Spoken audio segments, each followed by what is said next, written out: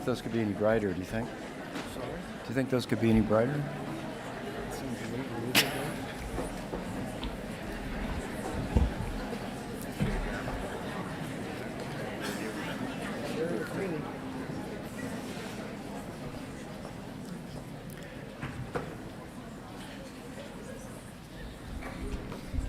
Let a few folks get settled here.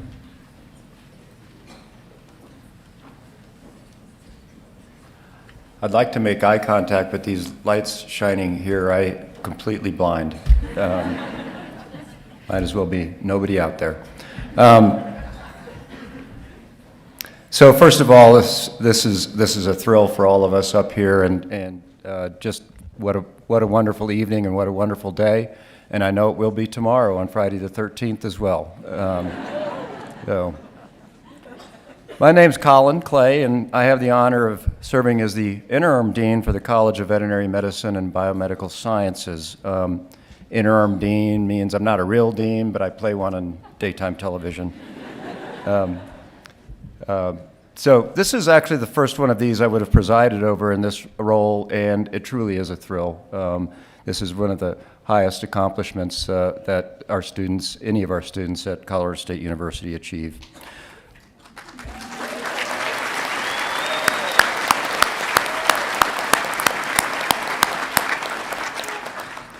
So on behalf of Colorado State University and the college, I do want to welcome everyone to tonight's hooding ceremony.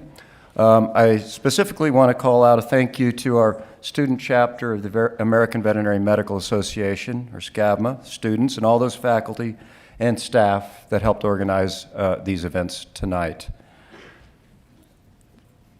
Let me share just a little bit about the hooding ceremony and how it differs from the commencement events that you'll participate in tomorrow. So, first of all, the hood, all right, that you're going to receive tonight. This represents the highest degrees a university can bestow, so MDs, PhDs, DVMs, and the hood differentiates itself from the more common commencement regalia that you're familiar with, as it represents a doctorate degree, as does the 3 chevrons that you'll find on your sleeves, and the colors of your hood represent the institution from which you've received your degree, so you have the gold and green on your hoods.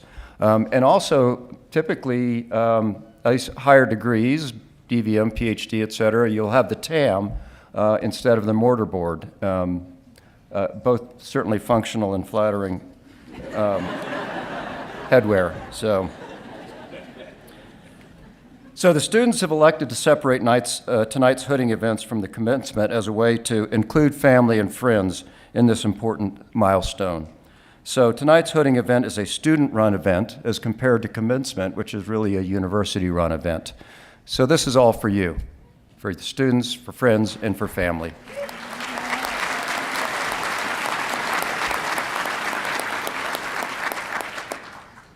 So let me start by introducing those on the platform with me tonight who will help with the hooding ceremony. And first, Dr. Melinda Fry, Associate Dean of the DVM program. Next, Dr. Gary Mason, Professor.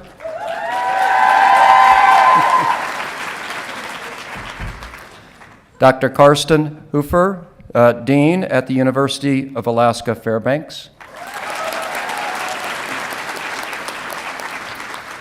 Dr. Dean Hendrickson, Professor, Clinical Sciences. Dr. Naomi Hoyer, Assistant Professor, Clinical Sciences.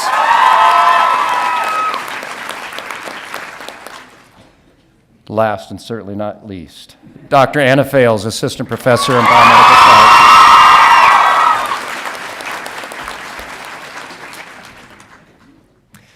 It is now time for us to hood our graduates. Dr. Anna Fales will read the graduates' names. As your name is read, please proceed across to the center of the stage where you will kneel and be hooded by a faculty member and a chosen member of your family or friends.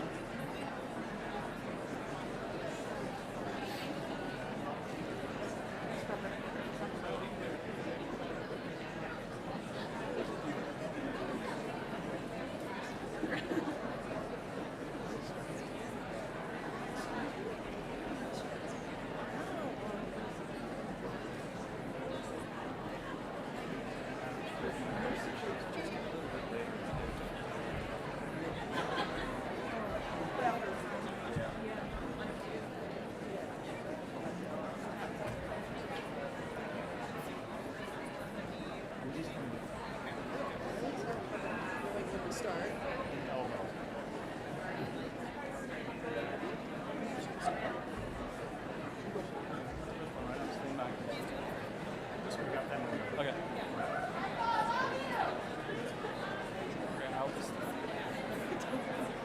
Sounds like a plan, kind of. I got it. Yeah. They will all be verified. Yeah. It's the definition of success to me.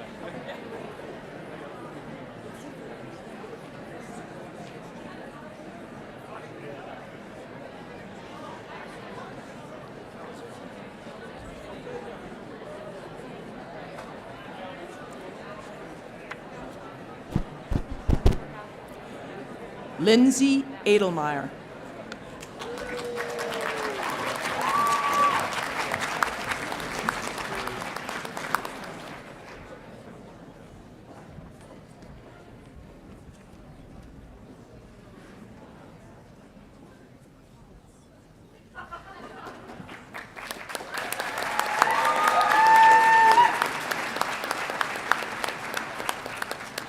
Roxanne Aflaflo.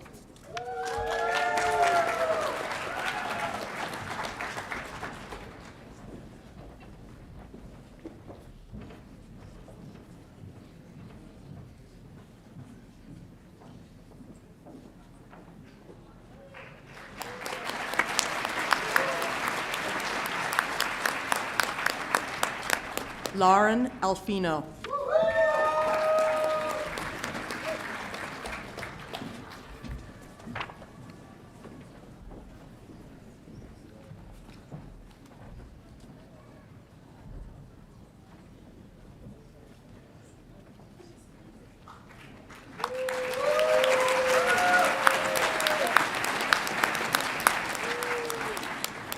Emily Rose Angle.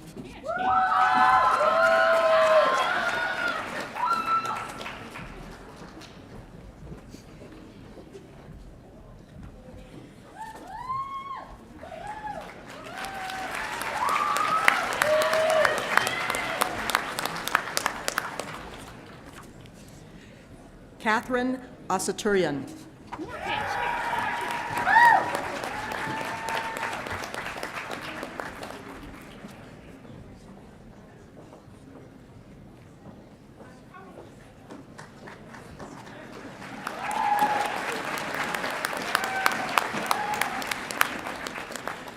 Alexandria Bailey.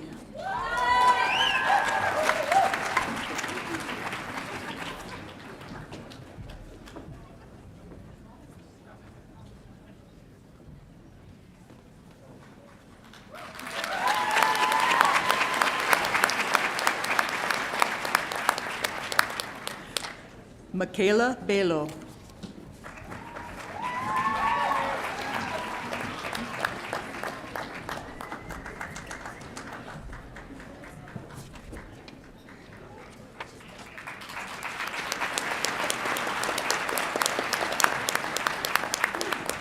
Cassandra Balsley.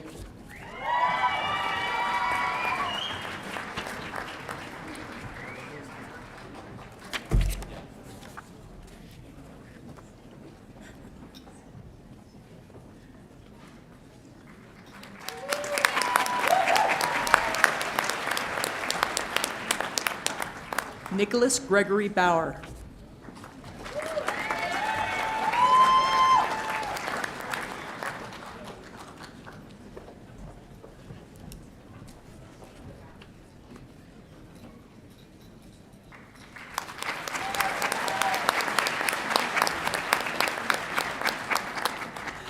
Bonnie Beaupier.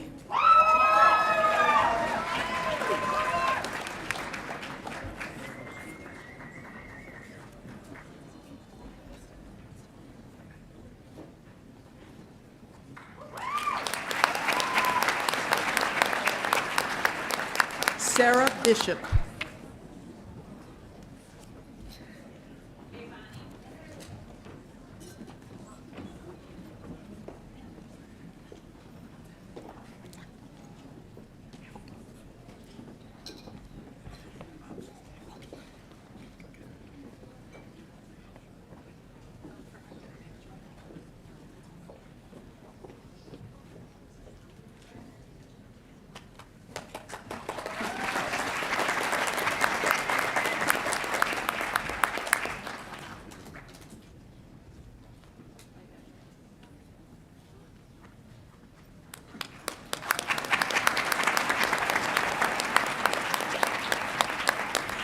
Alexandria Blacksmith.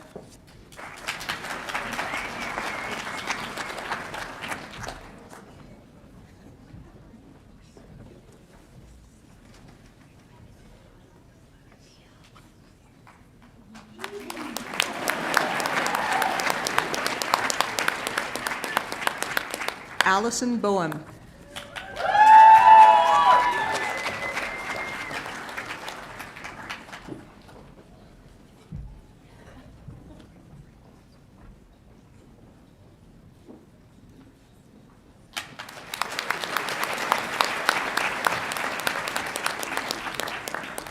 Austin Brewer.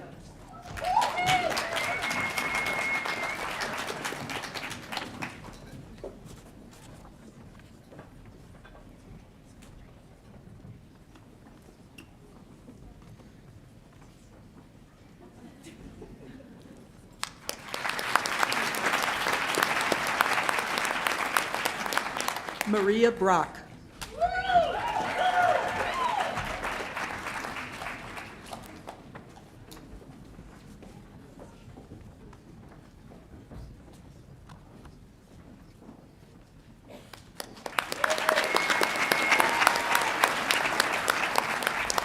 Samantha Bromley.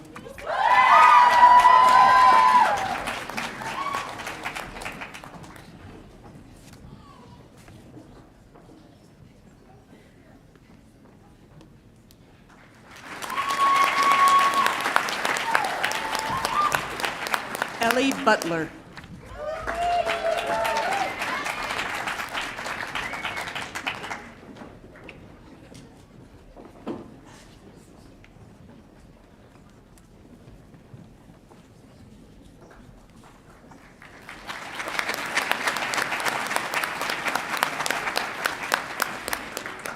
Patricia Caffey.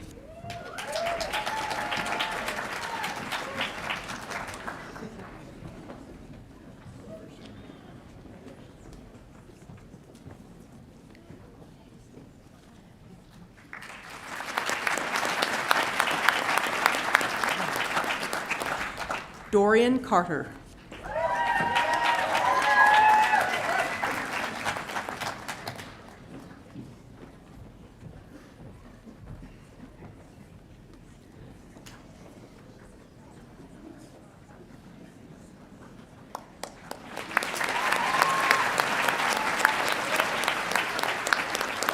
Cynthia Chon.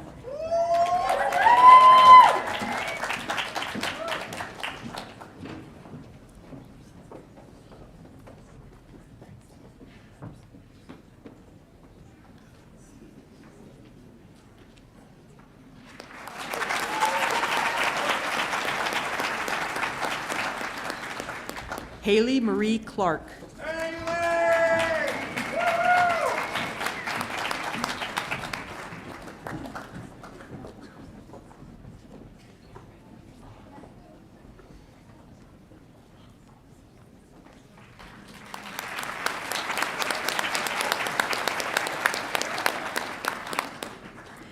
Annie Clift.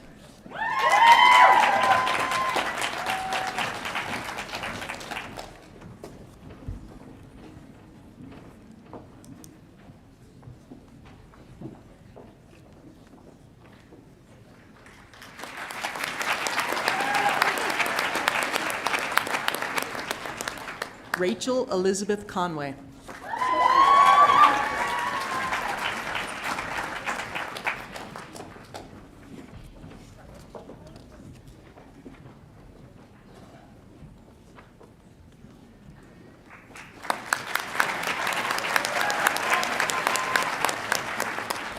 Sarah Chrysler.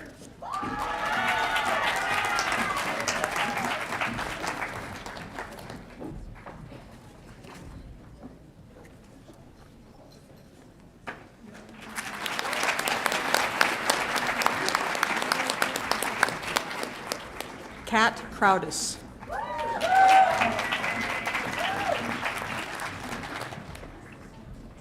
Everything is great.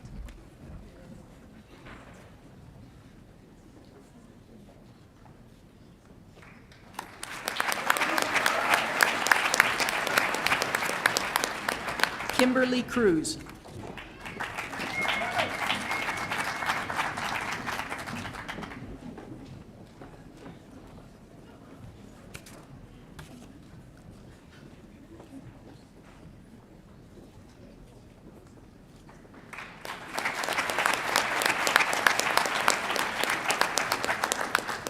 Stephanie Cruz Castro.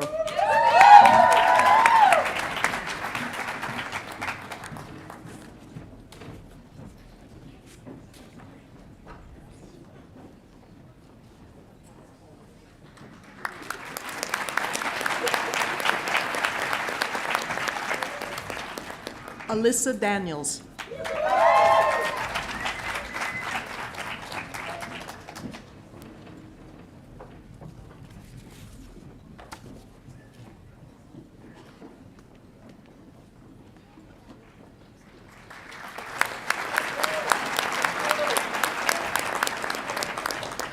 Brooke Steele Davis.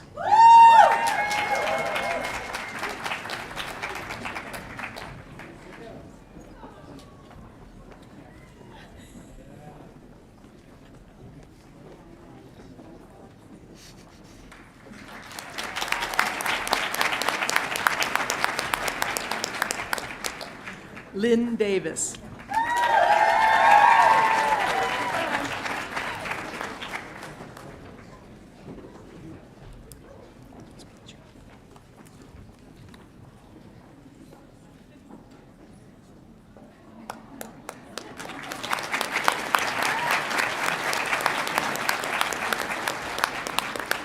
Brian De Filippo.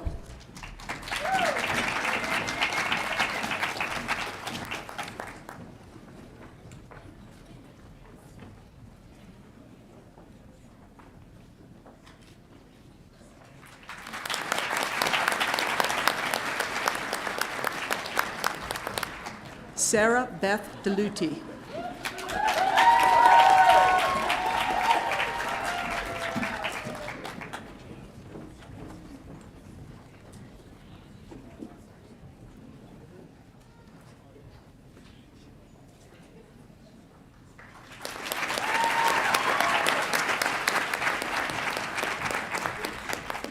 Chelsea Lane Delzer.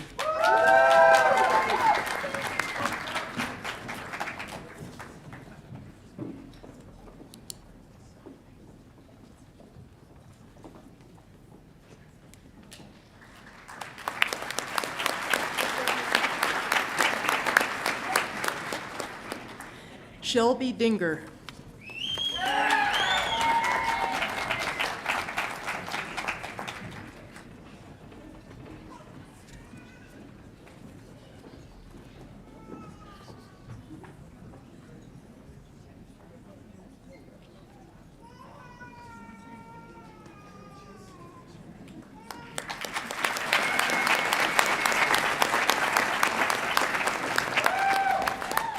Shannon Doherty Garces.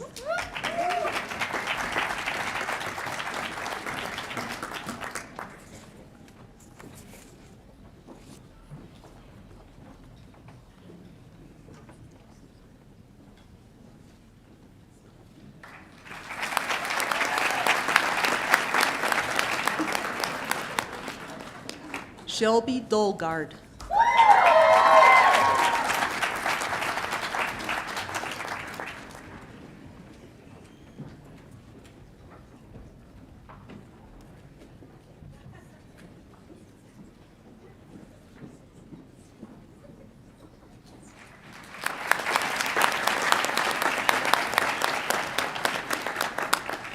Enrique Duster.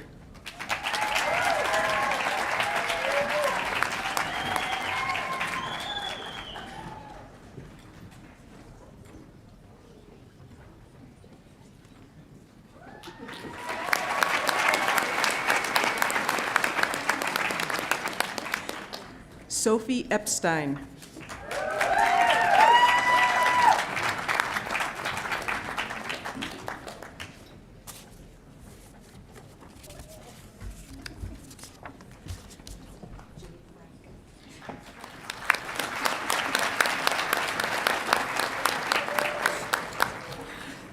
Jade Frank.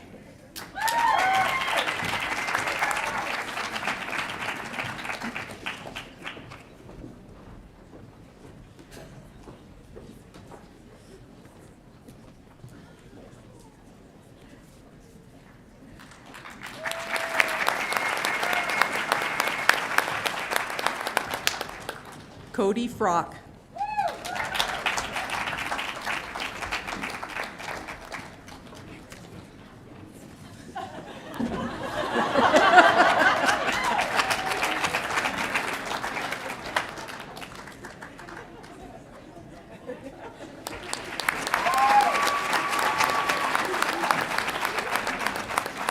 Allie Fuller.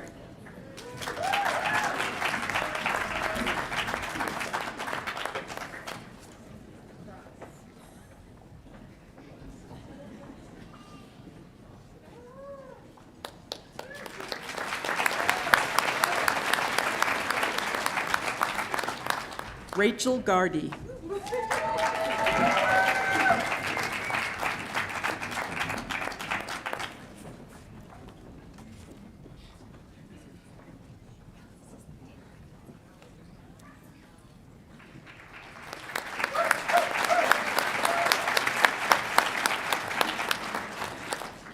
Emily Garrison.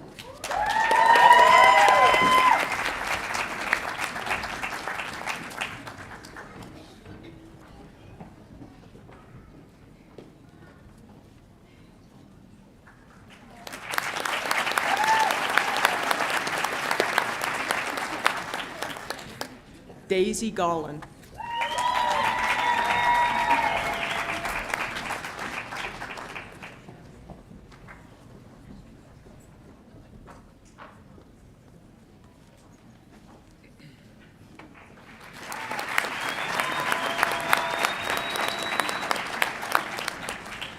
Alexa Germano.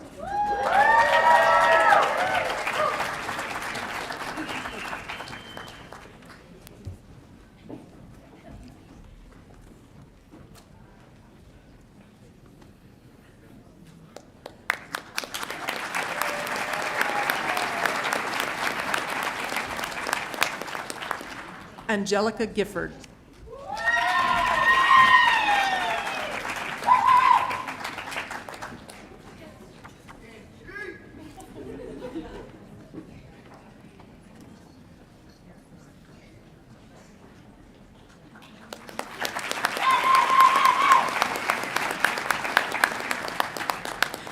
Alicia Marielle Glass.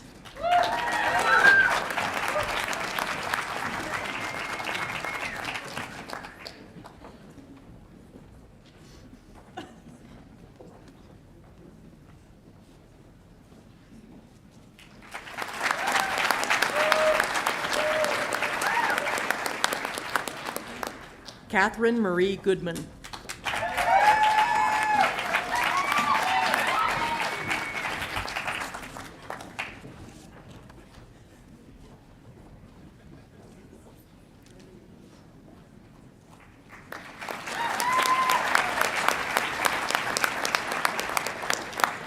Ashley Gridley.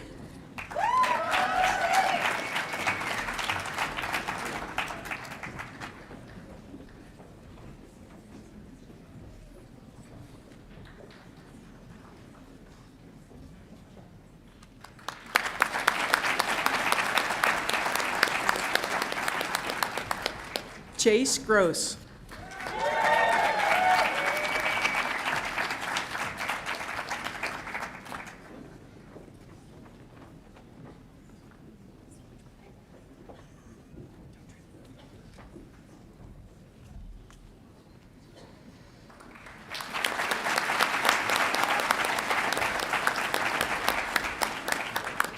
Clara Hansen.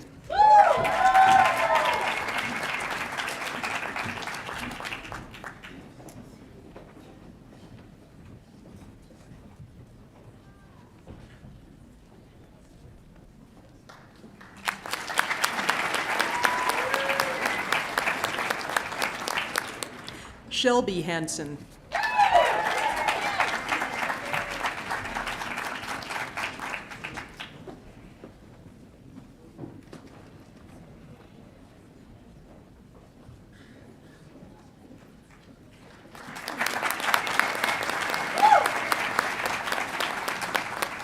Bailey Harmon.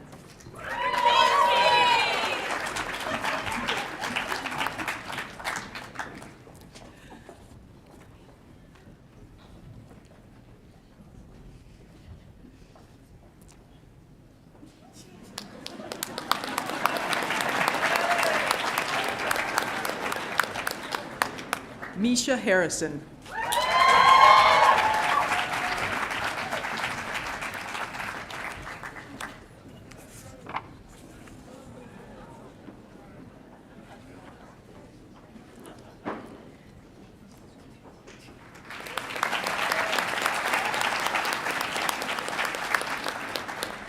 Daphne Havermail.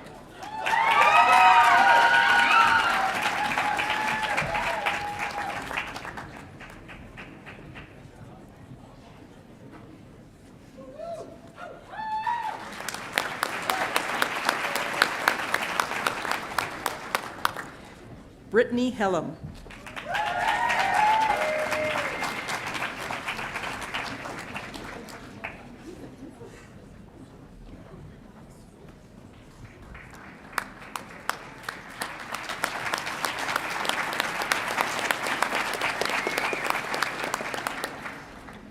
Sophie Hopkins.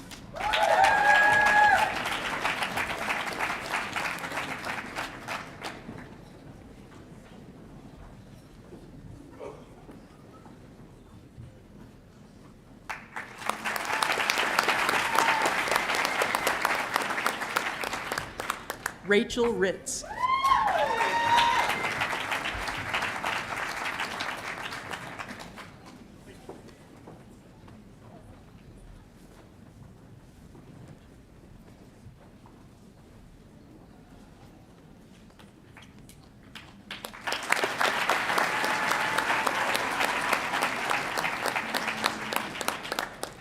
Kira Holsing.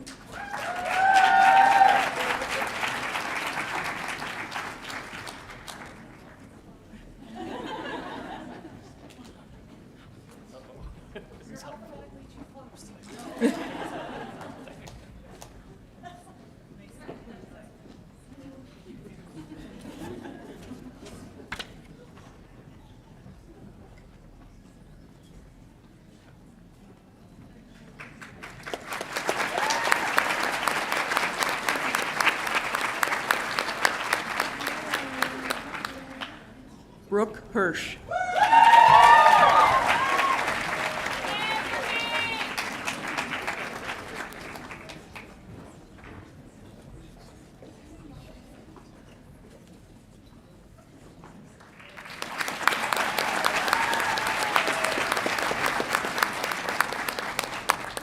Alex Hyman.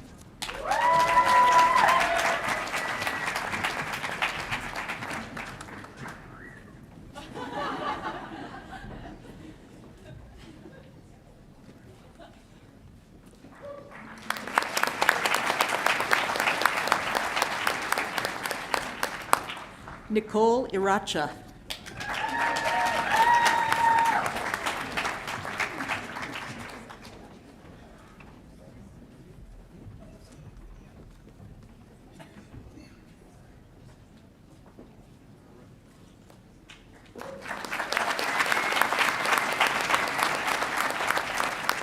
Lane Ishizu.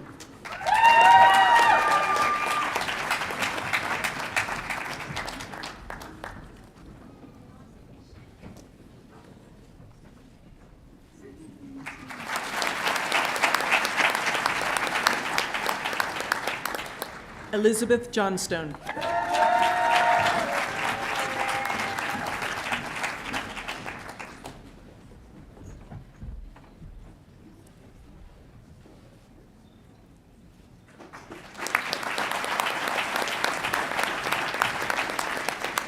Kelsey Kapestian.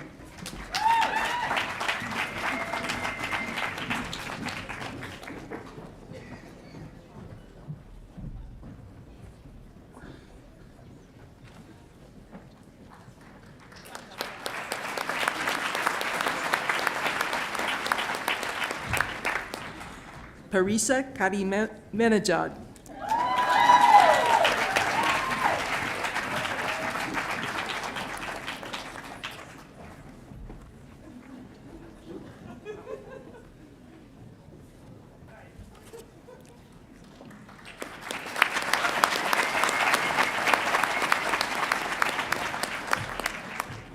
Grace Kelly.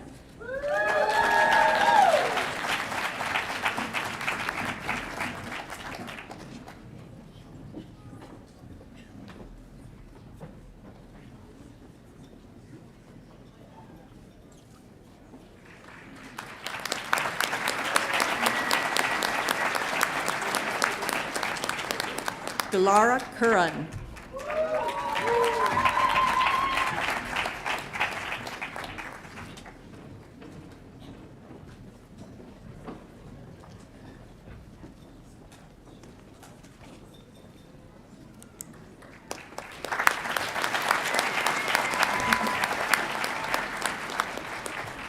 Lee Kirk.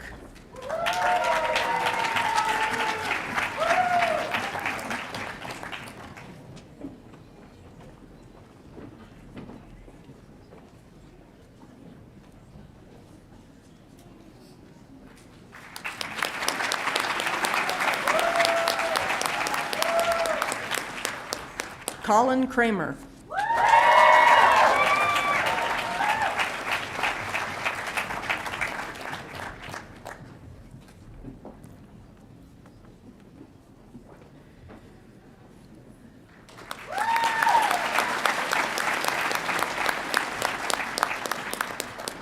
Elena Kier.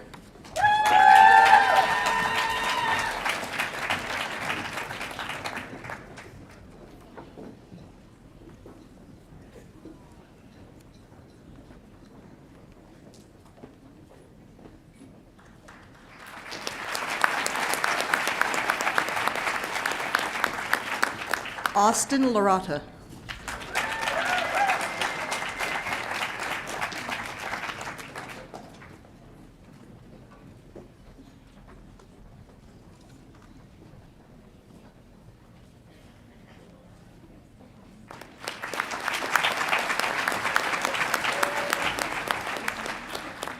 Ashley Elizabeth Lauk.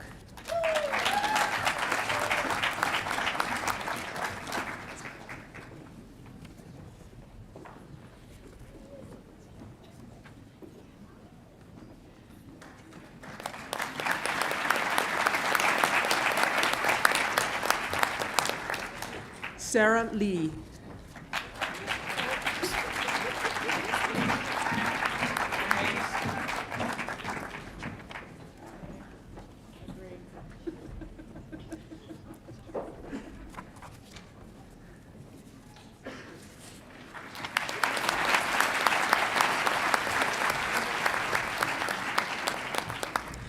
Jen Lee.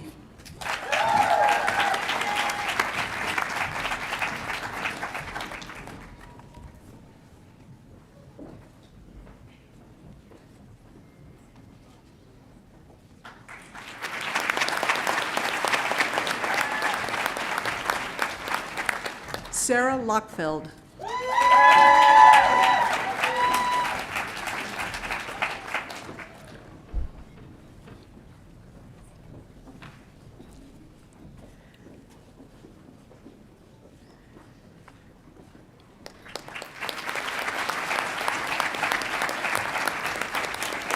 Michael Kang Lu.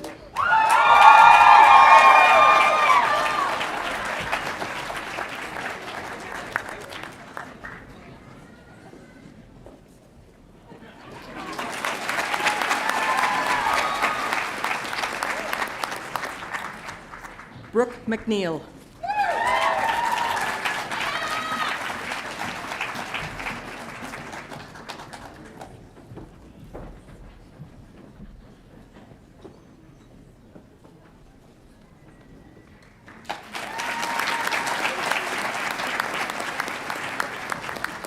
Stephanie Malloy.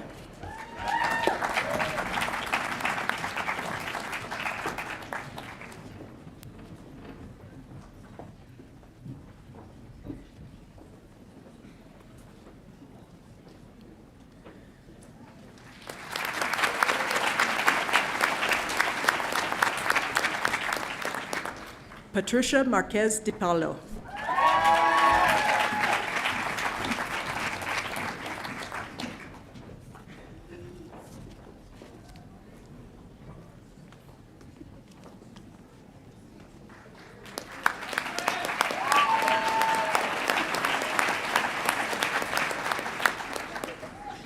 Mallory Marshall.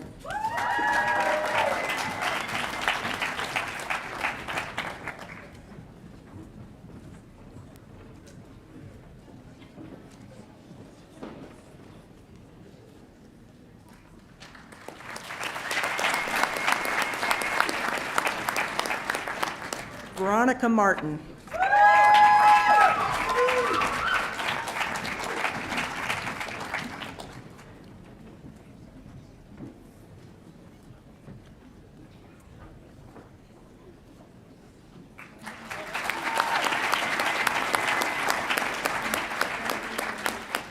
Mackenzie Mayer.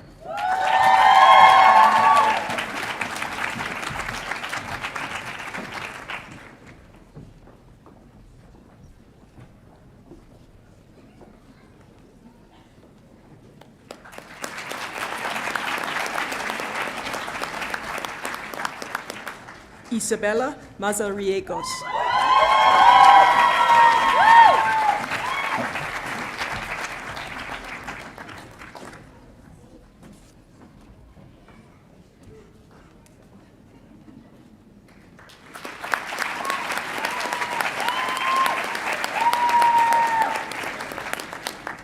Christina McBroom.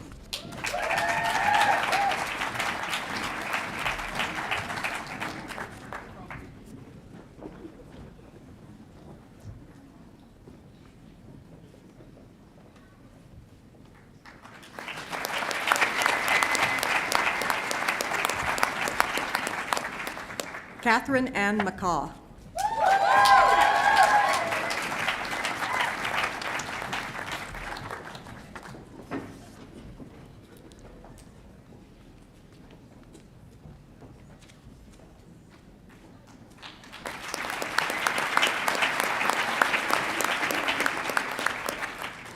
Shelley Lee McDaniel.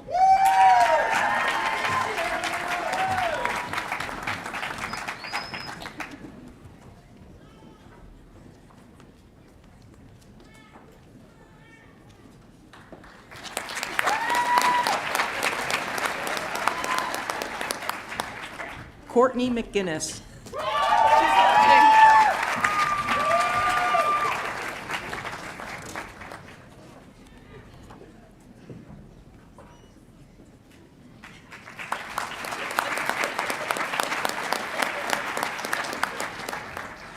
Erin Catherine Marie McGurk.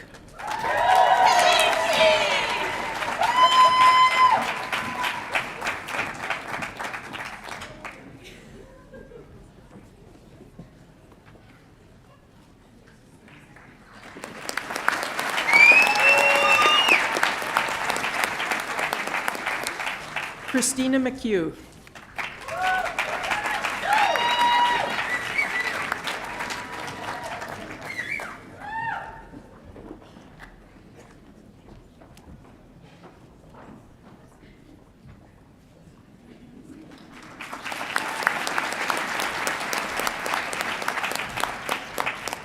Lauren McKegg.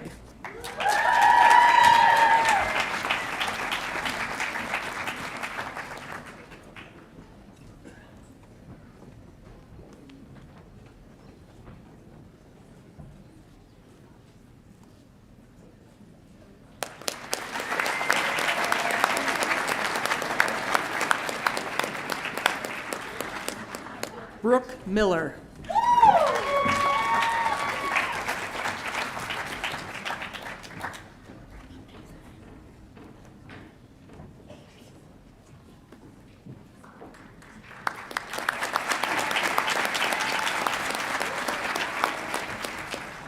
Angela Molly.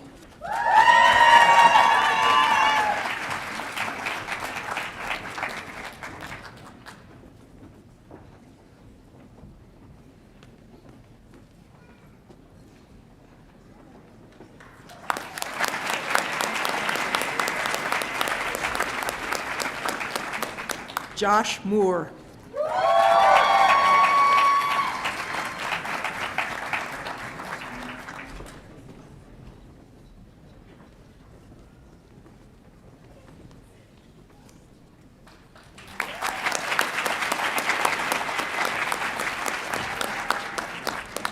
Mel Benjamin Mosley.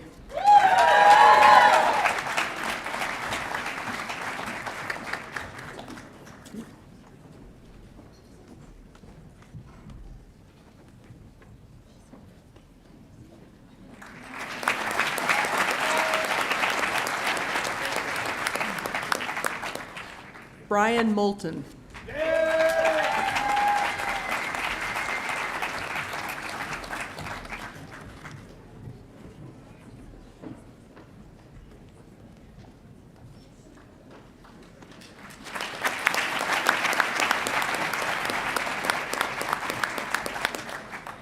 Kelsey Naftel.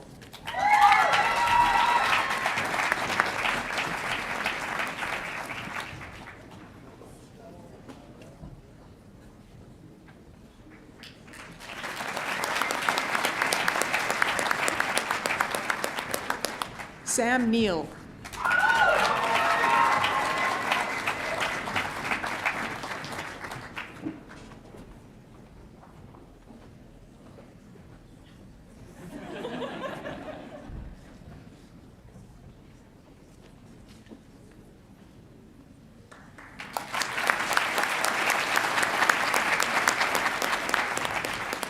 Brooke Elaine Niederhauser.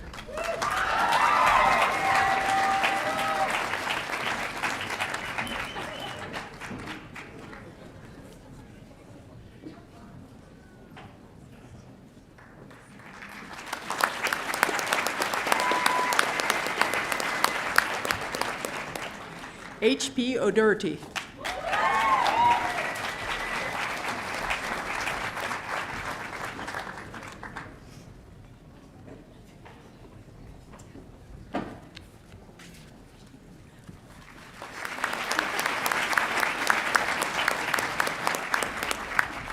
Amy Pepper.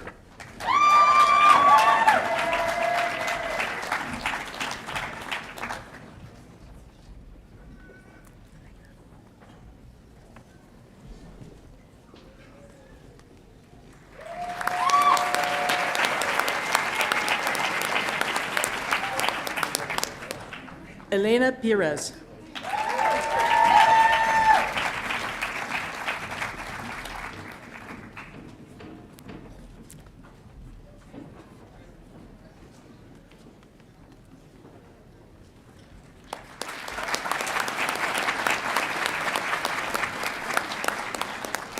Cassie Podliska.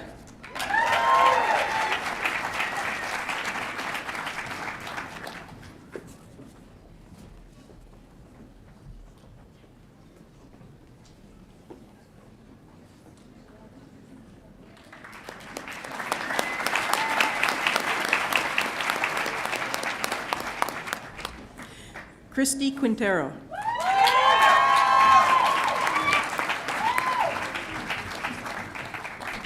She's after.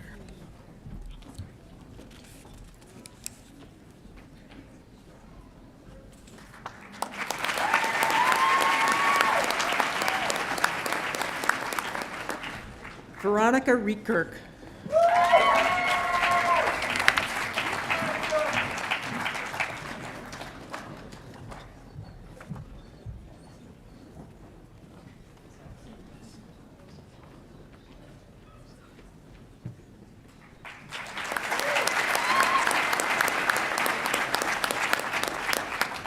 Lauren Riggs.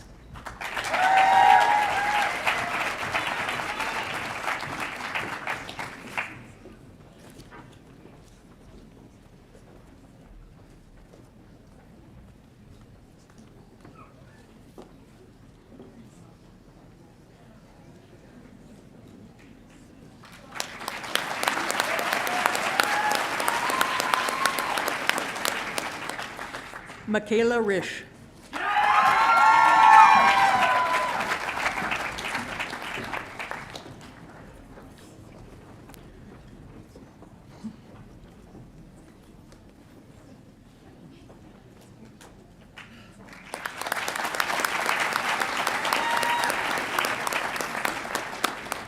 Stephanie Rouse.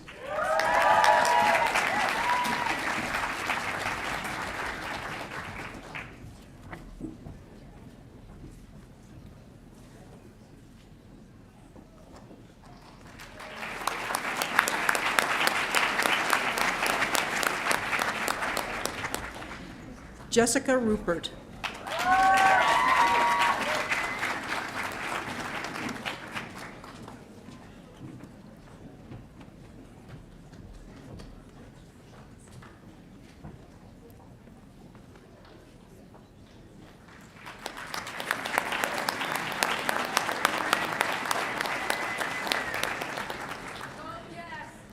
Jessica Rutten.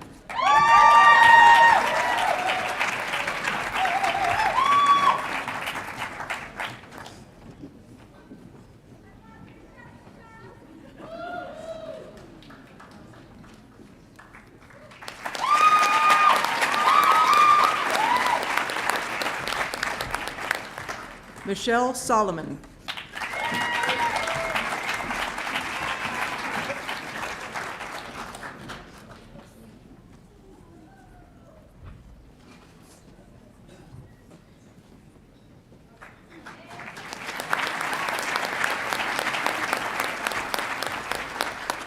Nick Spardolati.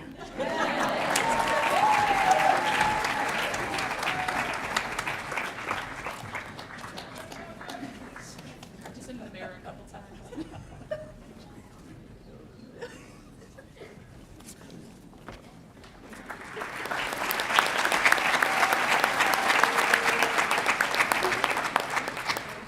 Stephanie Schiavone.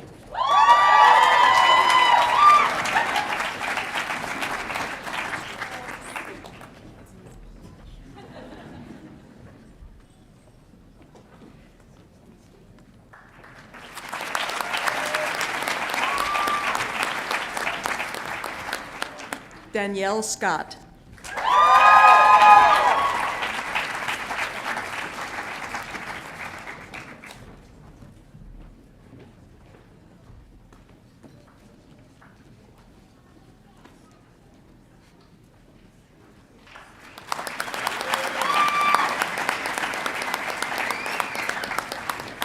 Rowan Siebold.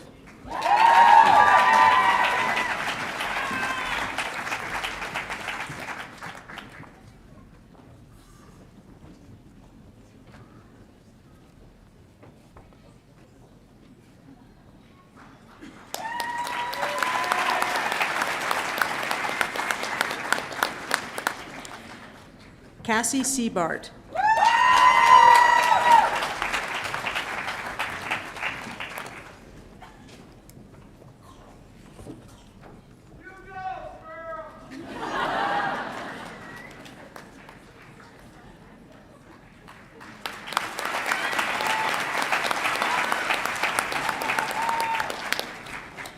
Zachary Shuffler.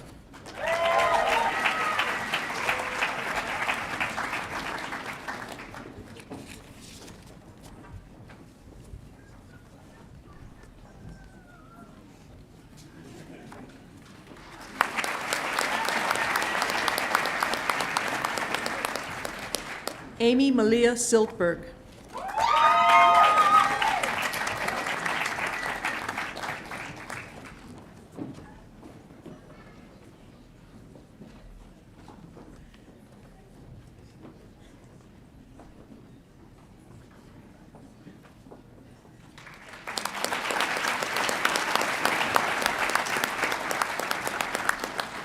Marie Simon.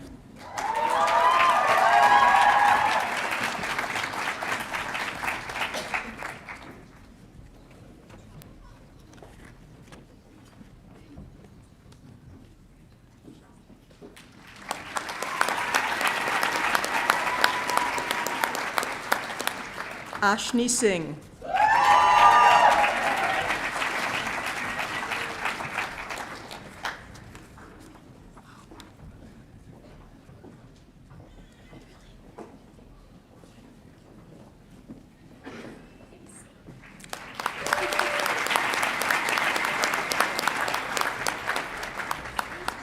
Mariah Slack.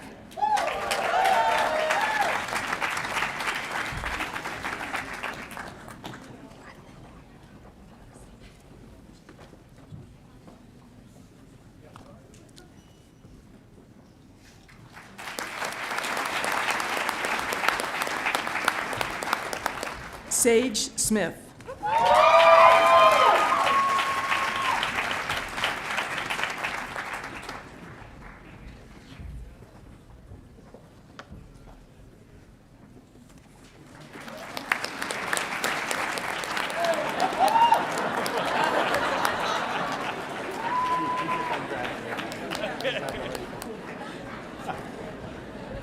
Jana Marie Smith.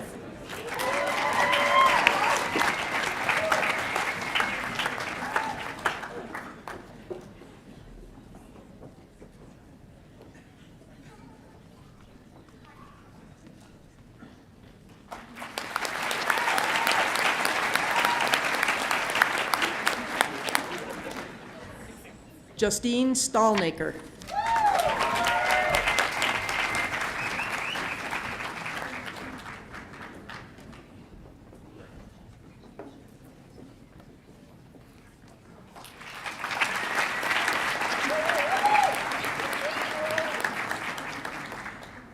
Christina Massey Stevens.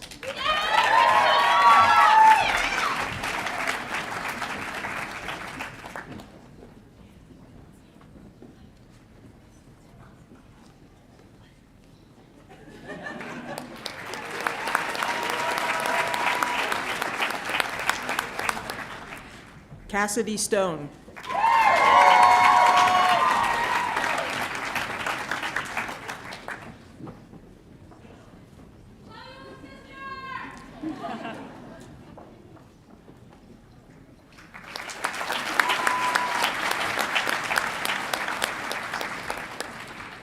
Aaron Sunshine.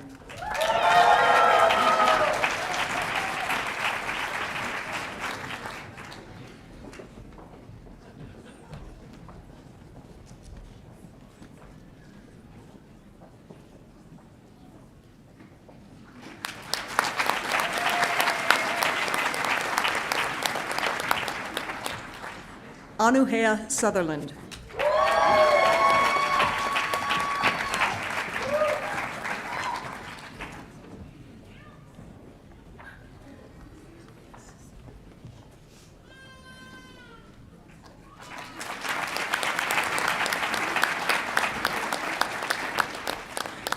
Michael Then.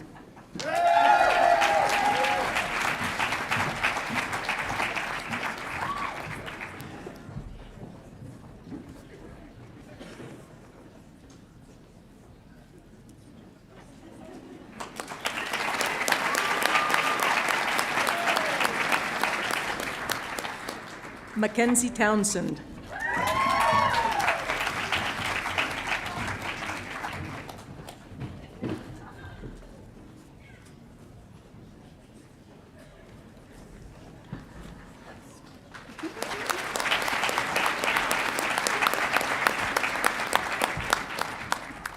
Nicole Turner.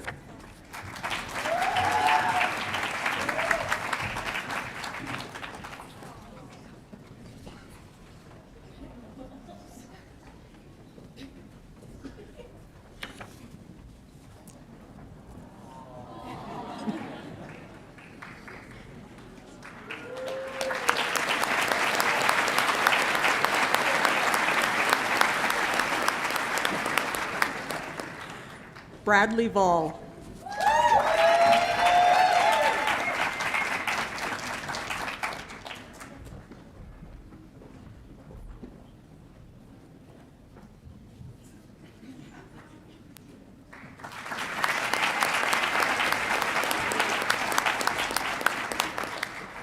Audrey Elizabeth Walker.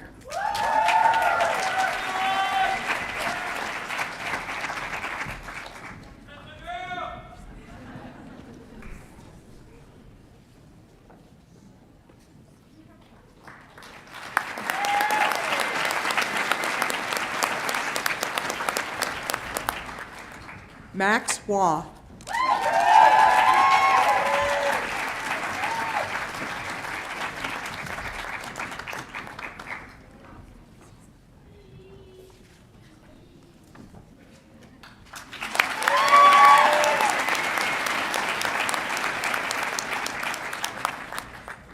Evan Williams.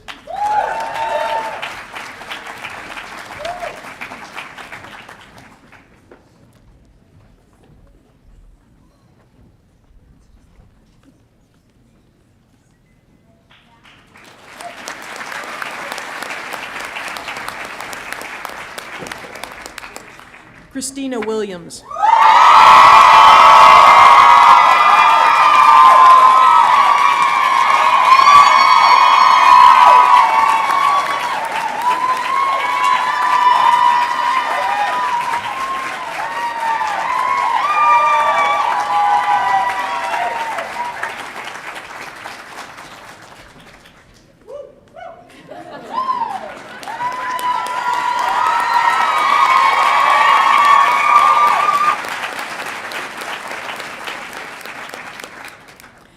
Sarah Wilsey.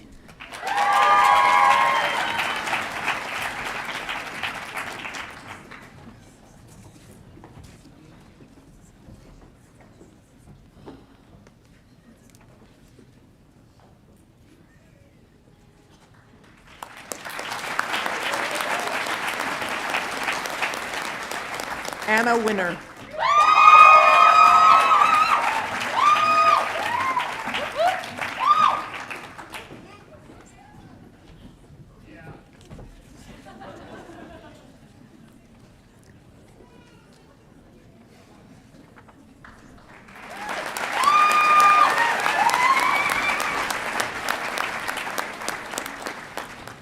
Natasha Worker.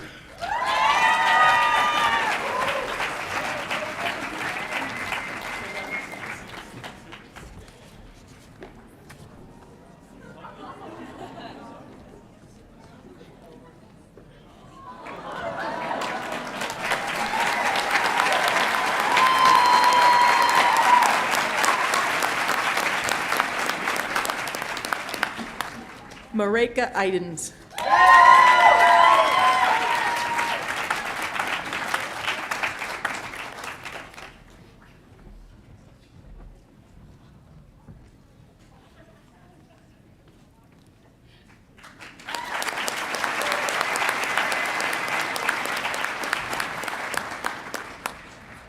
Catherine Zigner.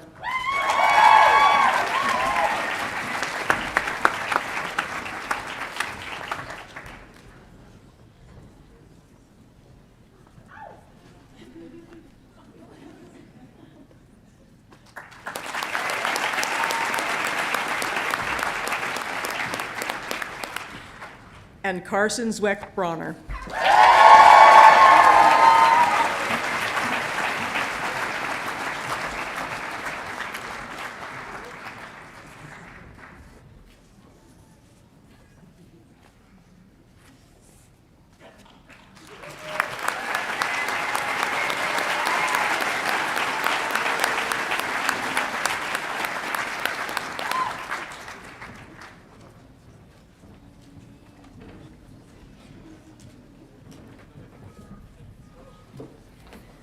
Let's give a big round of applause to our doctors of the class of 2022.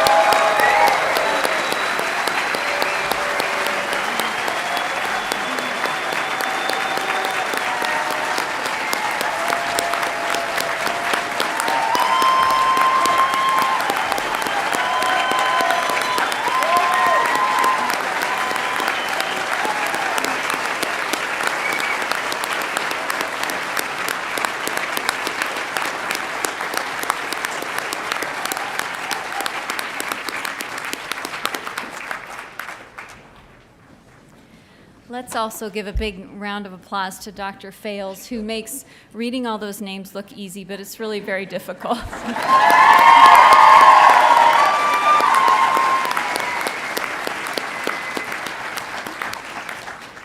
Well, greetings to the doctors of the class of 2022 and to friends, loved ones, faculty, and staff joining us here in person as well as remotely. Before moving forward, I'd like to recognize one more individual who has worked very hard to ensure that this event is a very special experience for you all. Please join me in thanking Deb Liptak.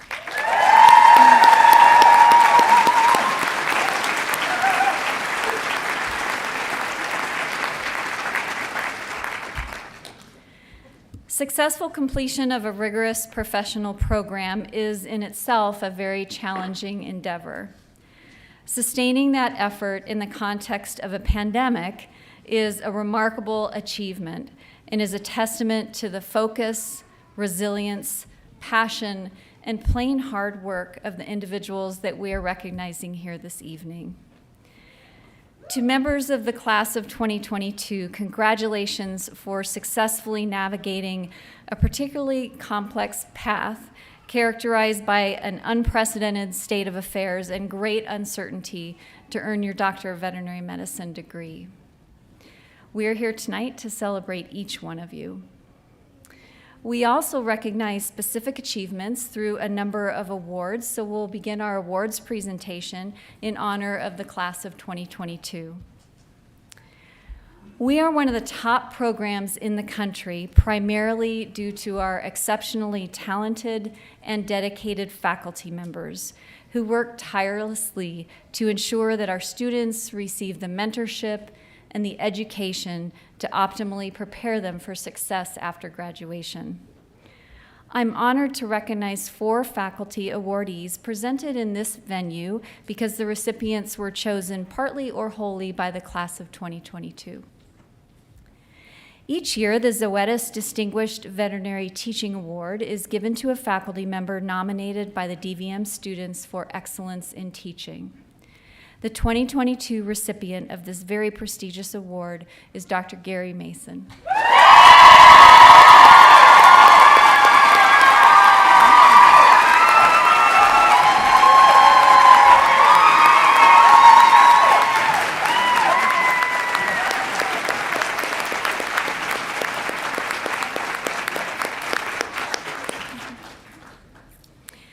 Student members of the American Association of Equine Practitioners recognize an outstanding equine instructor. The recipient of the 2022 AAEP Teaching Award is Dr. Diana Hassel.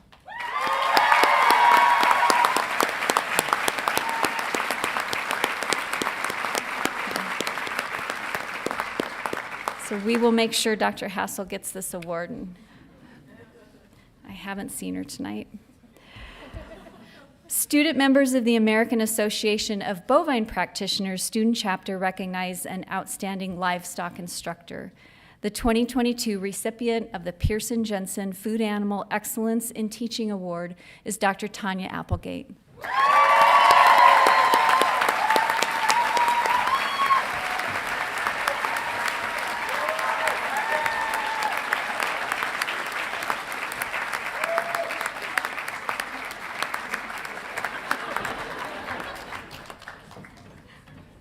That looked delicious.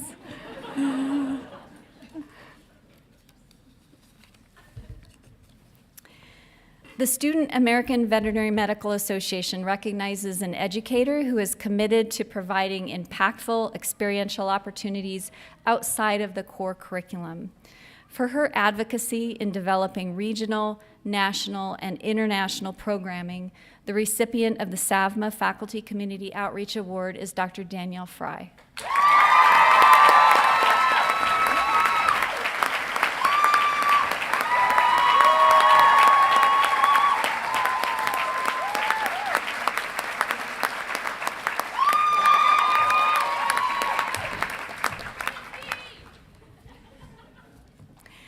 I'll now move on to the new doctor awards. The Student American Veterinary Medical Association sponsors an annual award that recognizes an outstanding fourth-year student. The recipient of the 2022 SAVMA Outstanding Senior Award is your class president, Dr. Christy Williams.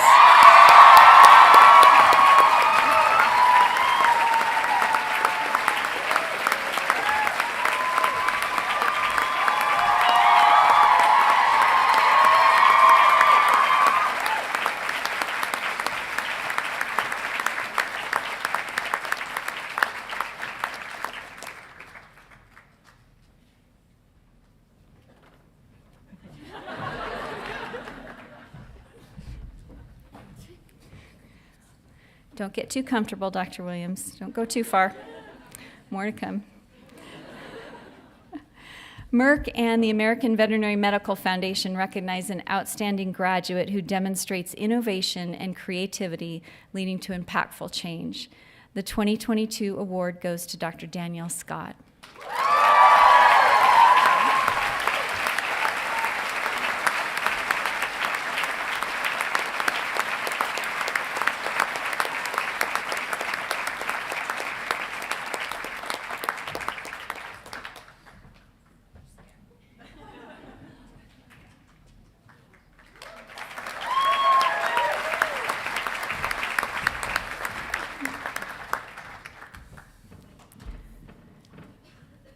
The American College of Veterinary Internal Medicine awards a Certificate of Clinical Excellence to senior students who have demonstrated outstanding didactic and clinical expertise in internal medicine. The recipients of the 2022 ACVIM Certificate of Clinical Excellence include Dr. Blaine Ishizu for expertise in large animal internal medicine,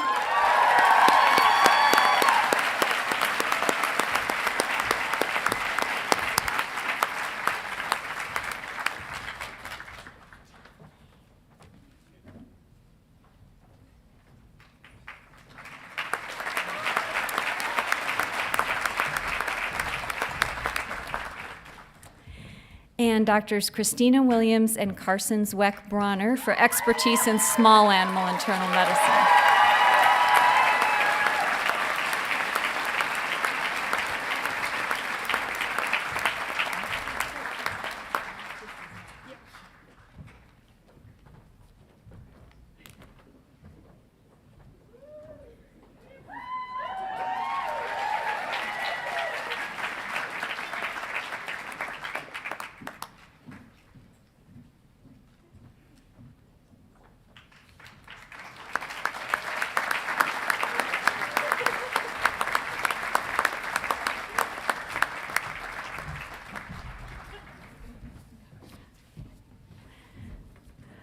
The Professional Excellence Award is given to senior students who have demonstrated excellent customer service, outstanding teamwork, professionalism, and positivity, thereby serving as role models for others.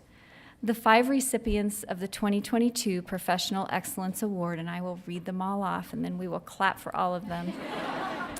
Dr. Colin Kramer, Dr. Nick Bauer, Dr. Courtney McGinnis, Dr. Kate McCaw, and Dr. Lauren Riggs.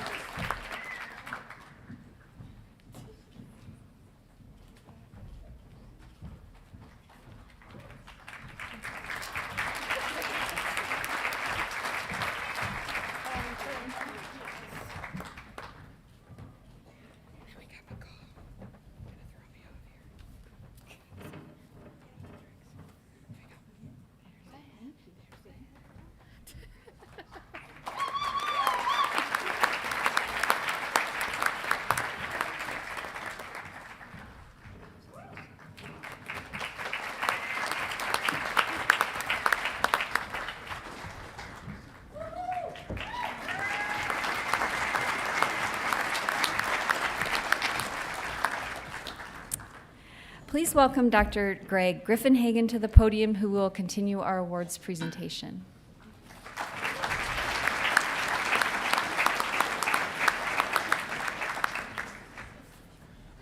It's So every year, the American College of Veterinary Anesthesia and Analgesia allows us to present to one student among the class an award for someone that has shown the most aptitude, proficiency, ability to stay calm in a profession that is in general considered making animals look dead and then bringing them back to life over and over. This year's recipient is Dr. Sarah Lee.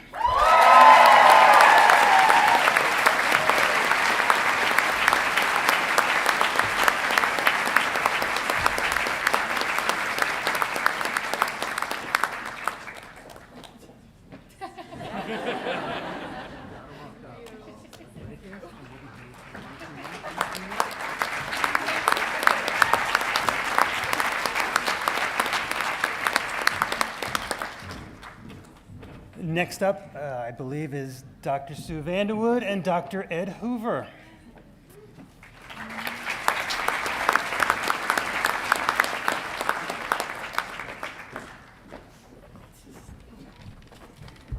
Congratulations, DVM class of 2022. It's great to see you in 3 dimensions. Every year at this time, we have a small number of students that not only complete their DVM degree, but this time marks a period where they've spent 7 to 8 years and have also completed a rigorous graduate program culminating in a PhD award. This year, we have 2 recipients that will be honored for completing this trial. And our first recipient is Dr. Enrique Doster.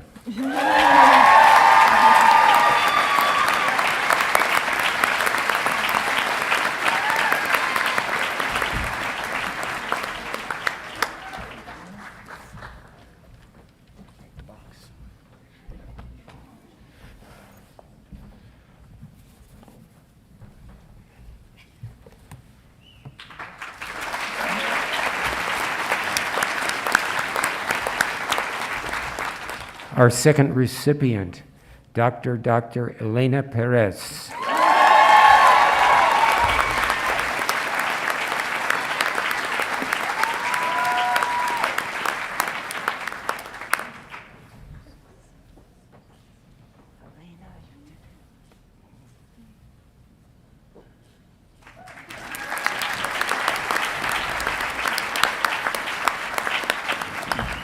My pleasure to introduce Dr. Elise Randall, who will present the Radiology Award.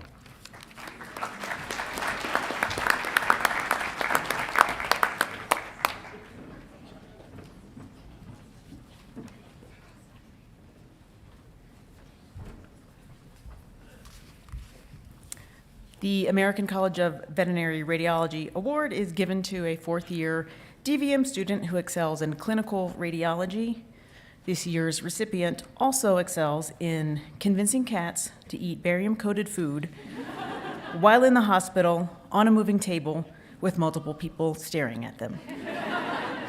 That is impressive. This year's recipient is Kate Goodman.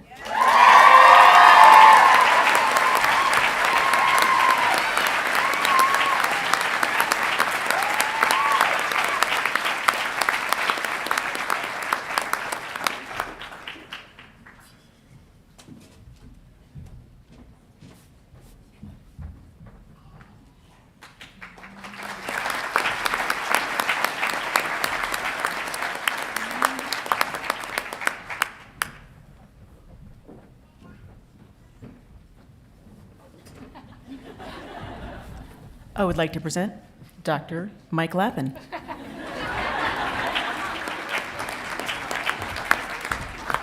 Surprise. Or I guess it really shouldn't be.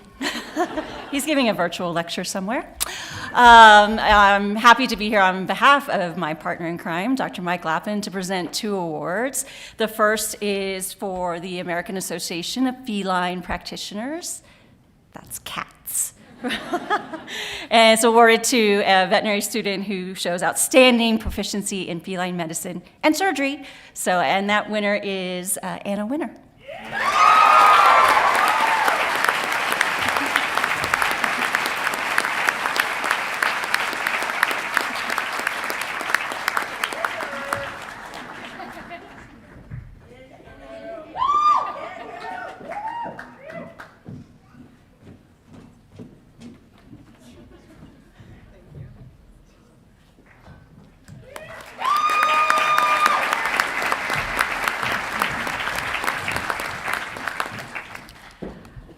The next award is on behalf of the Center for Companion Animal Studies, which is Dr. Lappin's center that specializes actually in clinical research for companion animals. Also, one of its main missions is to support young researchers, young investigators, like veterinary students. And so this year's award goes to someone that has shown exceptional ability in the performance of clinical research during their time as a veterinary student, and that goes to Rachel Conway.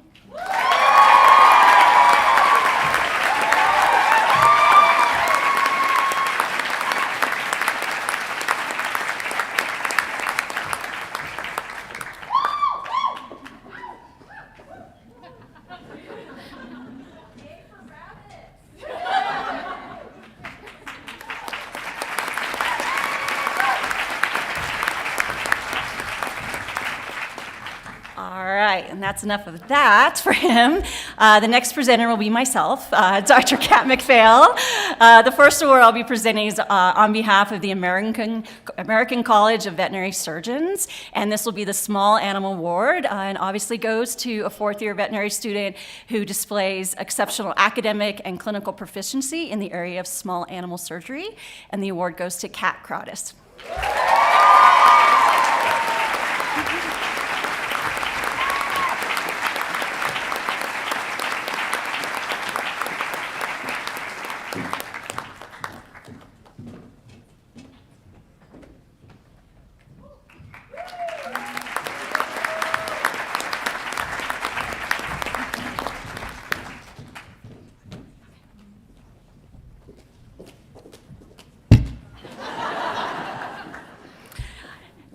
It is always my honor and privilege to be able to present the annual Gentle Doctor Awards.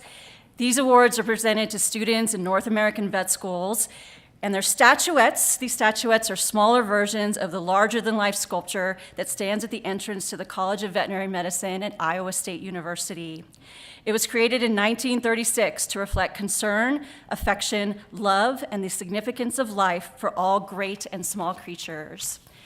The sculpture itself is 7 feet tall with oversized hands and feet.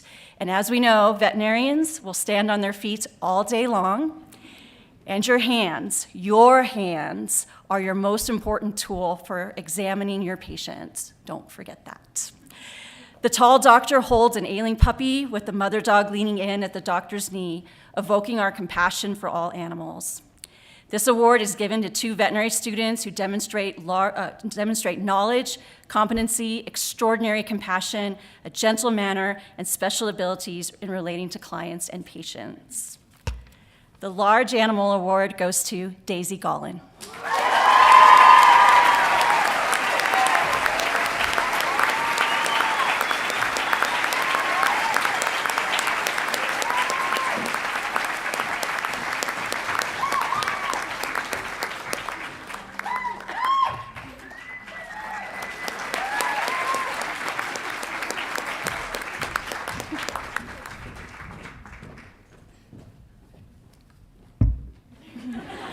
And the small animal recipient is Erin Sunshine.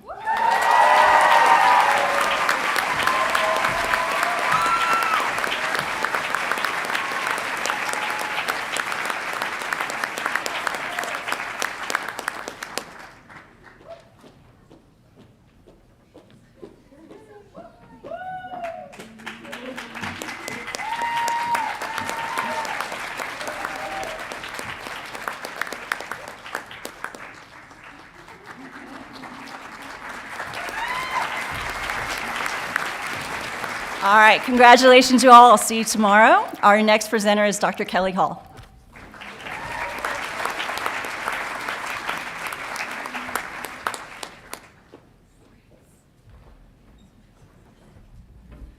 Congratulations. All right, the first of 3 awards that I have the privilege of presenting is the Veterinary Emergency and Critical Care Society Award for proficiency in veterinary emergency and critical care medicine. This is awarded to the 4th-year veterinary student who has demonstrated a special interest and ability in the field of small animal emergency and critical care medicine. This year's recipient is Dr. Sophie Epstein.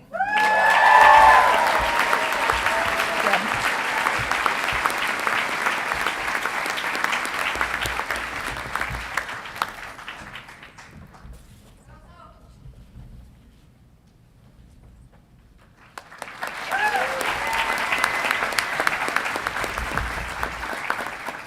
The next award that I have the honor of presenting is for excellence in small animal critical care.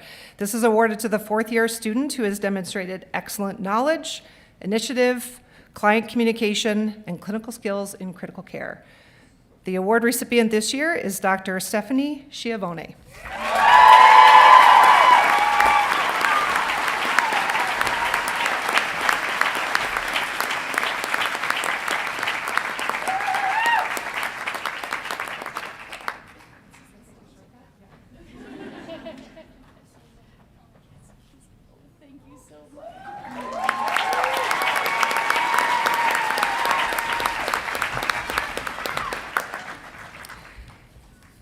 The third award is for excellence in small animal urgent care. This award is awarded to the fourth-year student who has demonstrated excellent knowledge, initiative, client communication, and clinical skills in urgent care. This year's award winner is Dr. Angela Molly.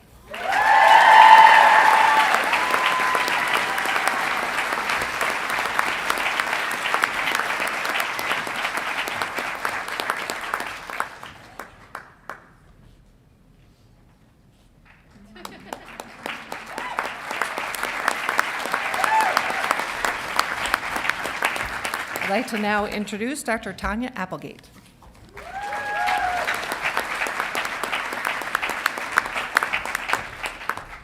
Hello, team. I'm going to turn it around now. I have the pleasure of presenting 4 livestock awards. The first award is the Livestock Medicine and Surgery Clinical Proficiency Award. This is awarded to a fourth-year DVM student who clearly demonstrates knowledge and proficiency in all things livestock. This year's recipient is Dr. Maria Brock.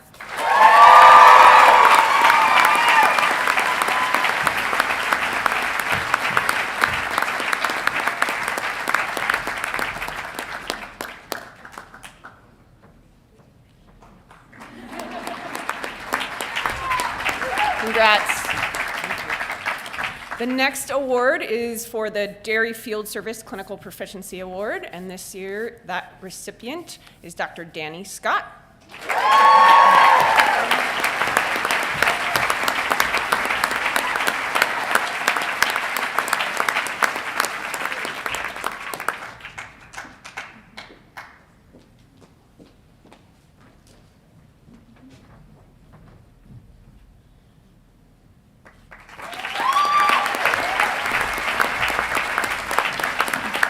The next award, really Dr. Tim Holt should be up here for, because it is the Beef Clinical Proficiency Award, which clearly goes to the lovely fourth-year student who wowed him in his truck. This year's recipient is Dr. Enrique Doster.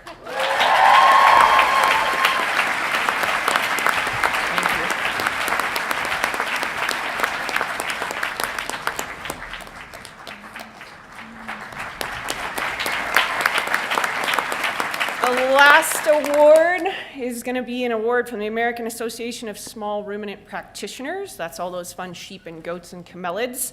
And this is awarded to a fourth-year DVM student who shows clinical proficiency in all those lovely species. Way to go. And this year's recipient is Dr. Cody Frock.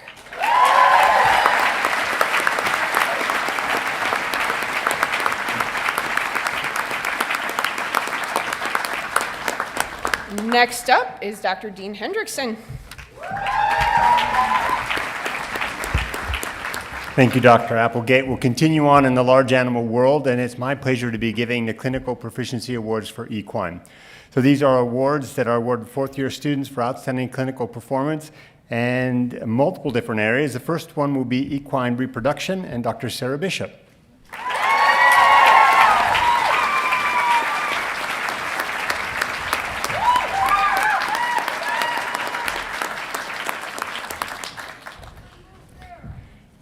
And for equine sports medicine, Dr. Alyssa Daniels.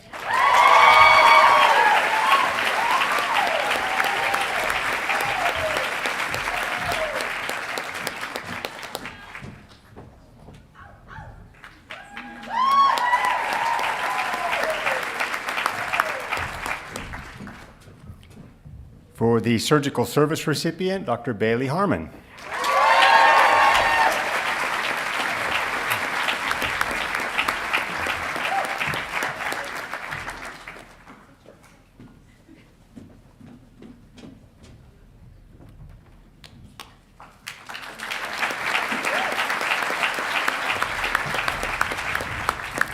medical service recipient, Kelsey Kavestian. I know I did it wrong, but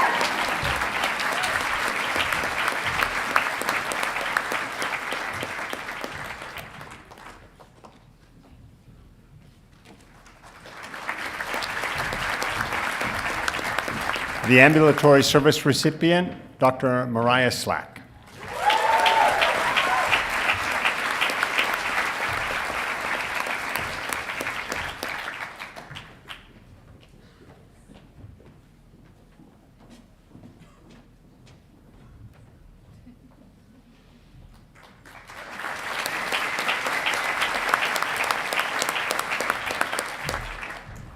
And for the emergency service recipient, Dr. Ellie Butler.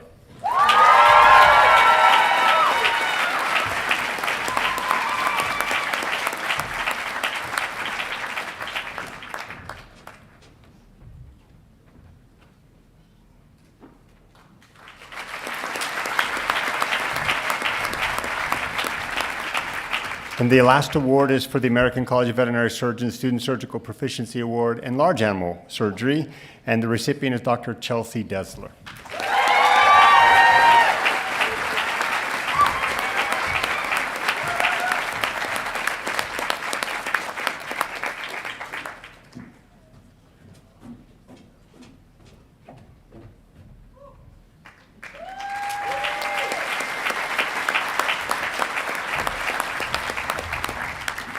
Now it's my pleasure to introduce Dr. Rutt Galley.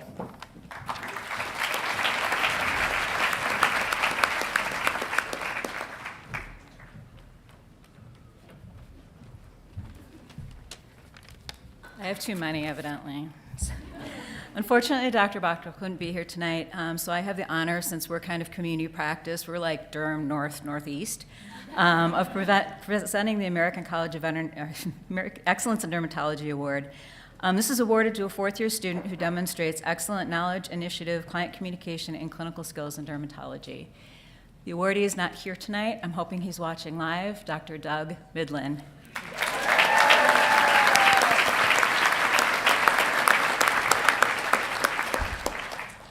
The one that actually is community practice related is the American Animal Hospital Association Award for Proficiency in Primary Care. And I shouldn't ever give that award because I can't say proficiency in primary care without stuttering over it. We always have too many people that should get this award, and we only have one. On behalf of the community practice team, congratulations to Dr. Dorian Carter.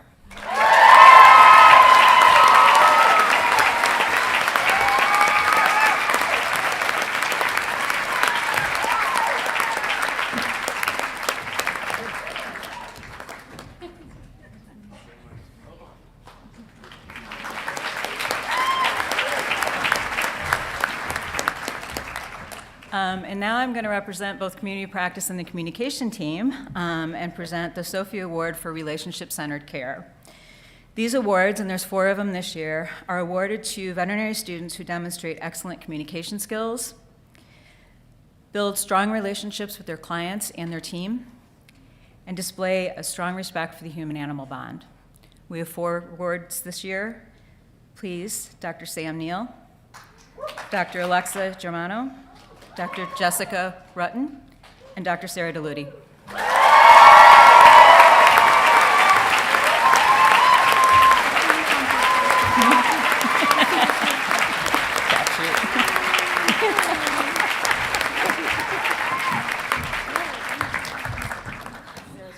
I know. They screwed me up.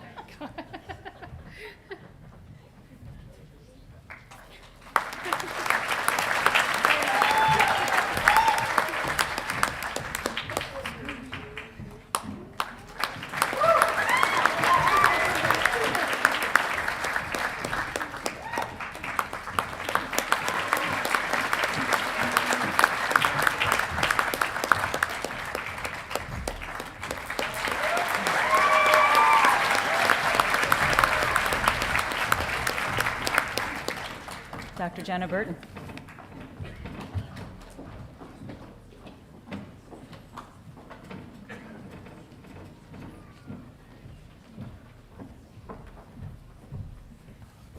Good evening and congrats all. You and your families have much to be proud of. I have two awards to present this evening. The first award is the Veterinary Cancer Society Bob Rosenthal Oncology Student Award. This is given to one student selected from each veterinary school across the country who demonstrates outstanding dedication and commitment to the field of veterinary oncology. This year's recipient for their dedication to the field of radiation oncology is Dr. Elena Perez.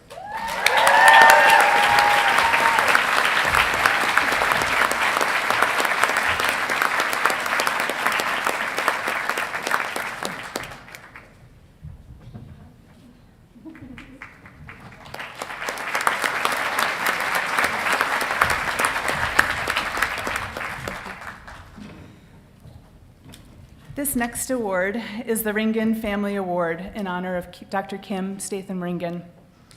Kim received her DVM degree from CSU in 2006. As a vet student and an intern at Kansas State, she developed a passion for oncology. She completed her oncology residency at the University of Missouri and then found her dream job practicing in Denver. 3 years later, she was diagnosed with stage 4 lung cancer. Kim fought a valiant 4-year battle with grace and dignity until her death in May 2017 at the age of 39. She was the most vibrant person and could light up the room with her infectious smile and flaming red hair. She often said that it helped her channel her inner golden retriever. Her husband, Davin, and family set up this award for a recipient who demonstrates proficient clinical skills and extraordinary professional rapport with clients, while upholding patients' dignity by providing compassionate cancer care. This year's recipient is Dr. Caitlin Young.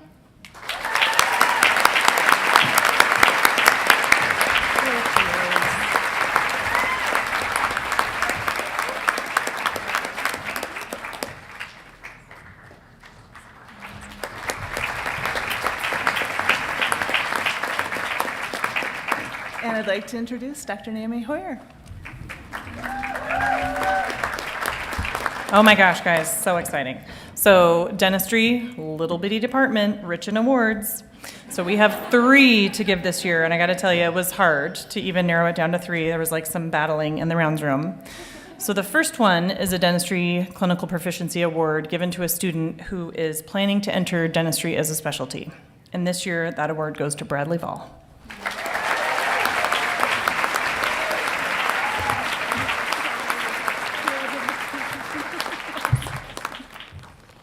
She is also the probably only award recipient receiving skulls as her gift.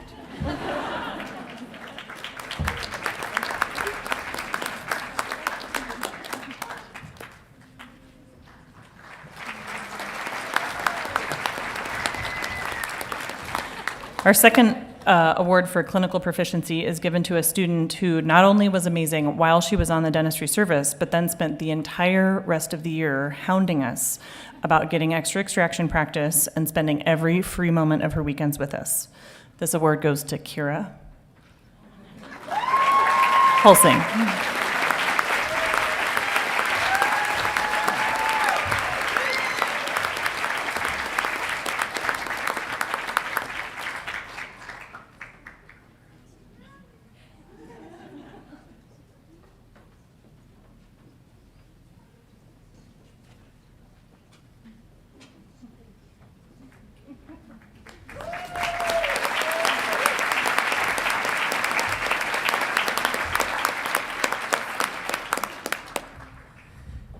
And our final award goes to somebody who not only was amazing in the dentistry clinical service for her 4th year, but spent every single one of her years being passionate about dentistry.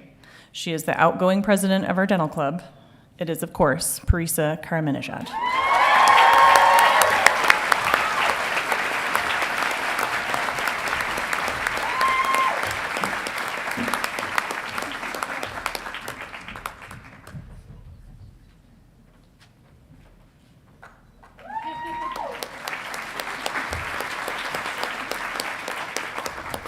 And now I'm pleased to introduce Dr. Gary Mason.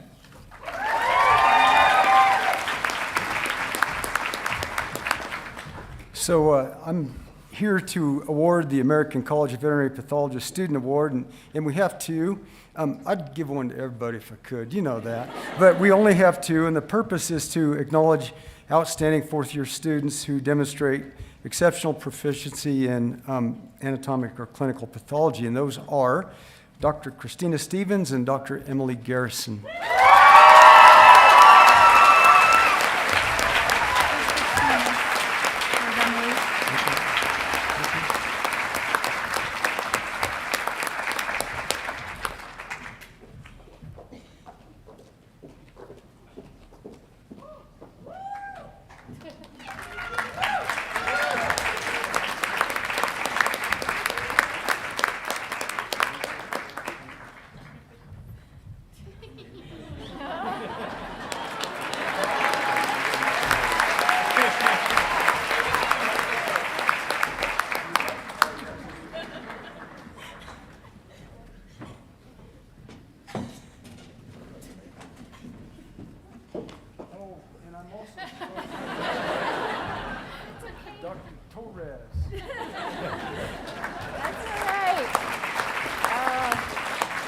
No problem. We work as a team everywhere we go. So it's a good life lesson right there, right? I am so excited tonight to provide this award to this recipient who has demonstrated amazing knowledge in nutrition and probably shines like I've never known before, someone who can communicate with clients who have some unique interests and demands. This Excellence in Nutrition Award goes to Dr. Sarah Lee.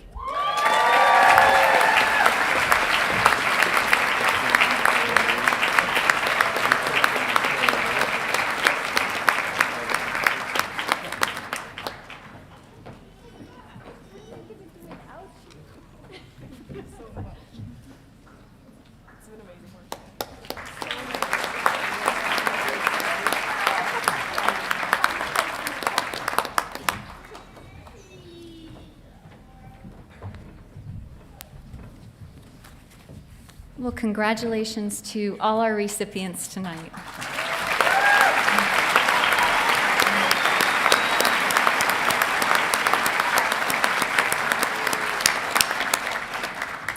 Please welcome your colleague, Ms. Amanda Vector, to the stage for the student address.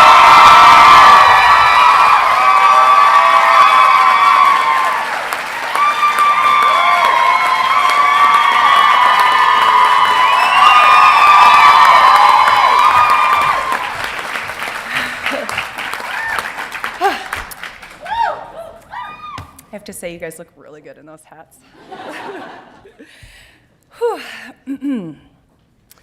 There's no simple way to express in words the mix of emotions that I feel, and that I'm sure all of you feel, when thinking about what the last 4 years of our lives have encompassed.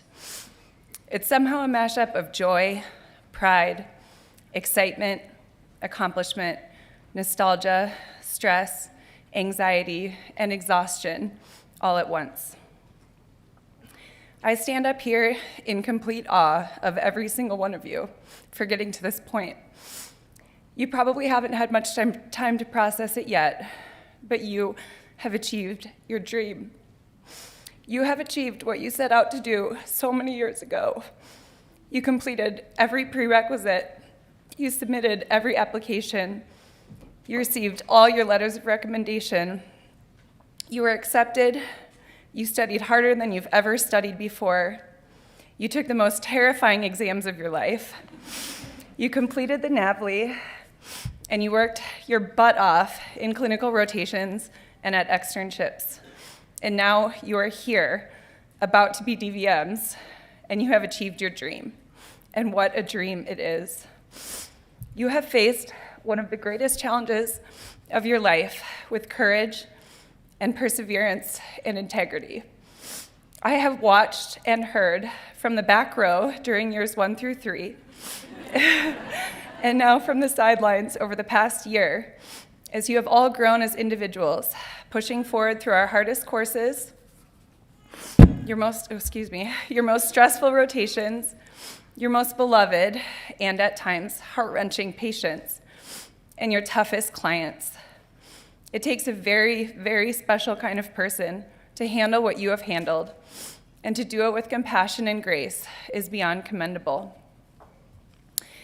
Many people are gifted this life, and they choose to simply exist in the world.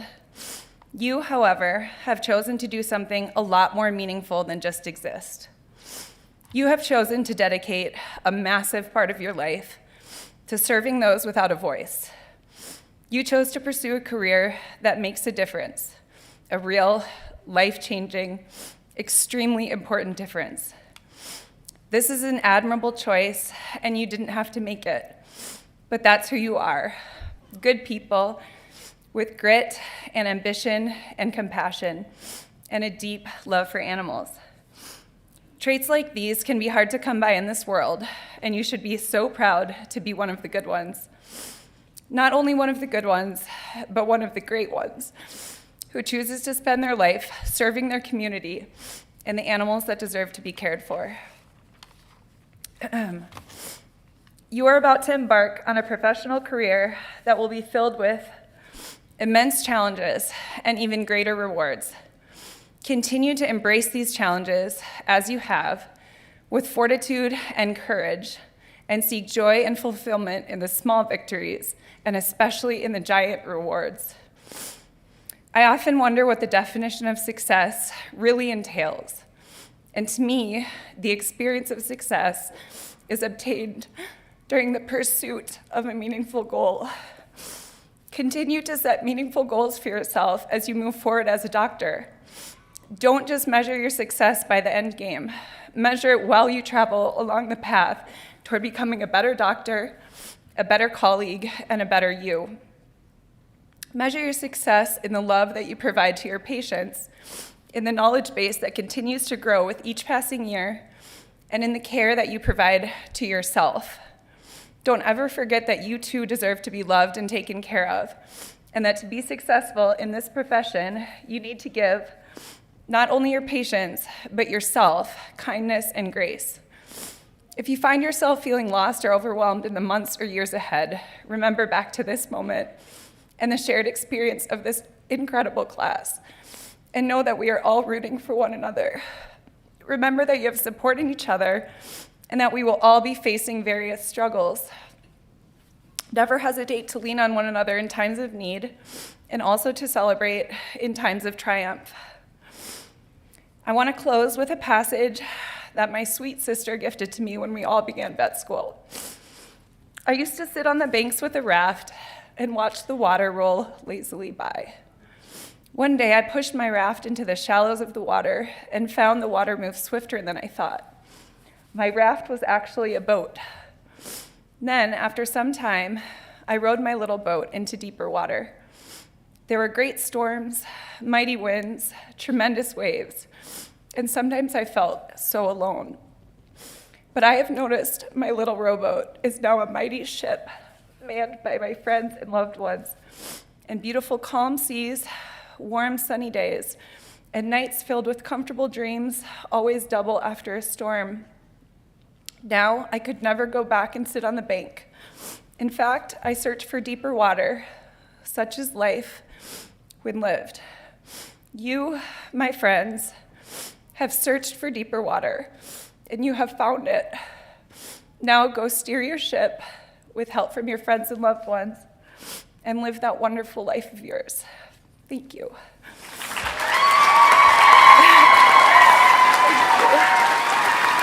I love you guys. Thank you.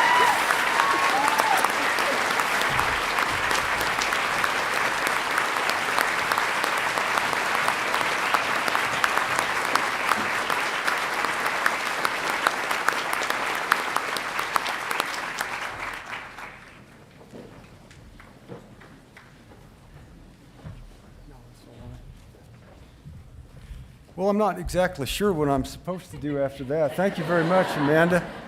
And, I'm grateful to be here to share this accomplishment, the celebration with me, and give me an opportunity to honor you. I'm grateful for that, so thank you very much. Mostly what I hear in the back of my head is don't screw up, Gary Mason, don't screw up, Gary Mason. But we're going to go forward anyway. And this is what we're going to do. We're going to try and have fun a little bit. You all right with that? I'm going to attempt to say something of value in the middle. we'll see. And then I'm going to say something from my heart. The last part will be successful, I'm sure. But we're going to do the fun part first. And many of you, friends and family, loved ones of the class, you don't know anything about me. But, and that's good. You could leave now if you'd like.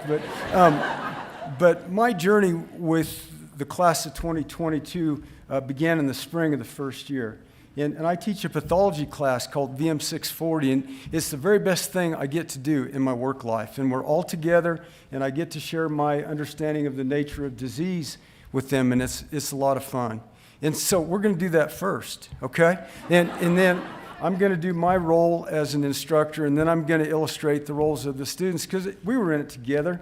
We were peers. The students, first-year students, have a hard time understanding that, but it's true. So I was the instructor, and mostly what I did was babble incoherently as rapidly as possible while waving my arms around. And then, because it's a pathology class, I showed pictures of icky innards, and I asked you, what do you think of that, Doc? And you had no idea. You'd never seen anything like that before in your life, right?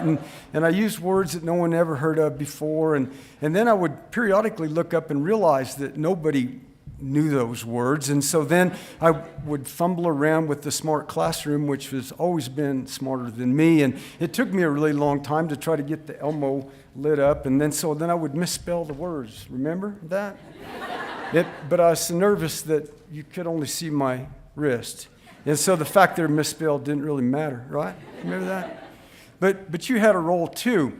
And so I'd be going along and talking faster and faster, and I'd be getting nervous and more nervous and more nervous, and I'd finally reach red face maximum, and I'd look up to see if there was any students that were, present or listening, and there's usually about 5 or 6, and they're scattered around towards the front of the class, and they have this extremely expectant look, like, he's going to tell us the meaning of life next. And of course, that never did happen, and that made me really nervous. But then I'd look up, and most people are, they're trying really hard, right? And they're engaged, and that's good, because I'm pretty sure that veterinary school's hard, and so that's good.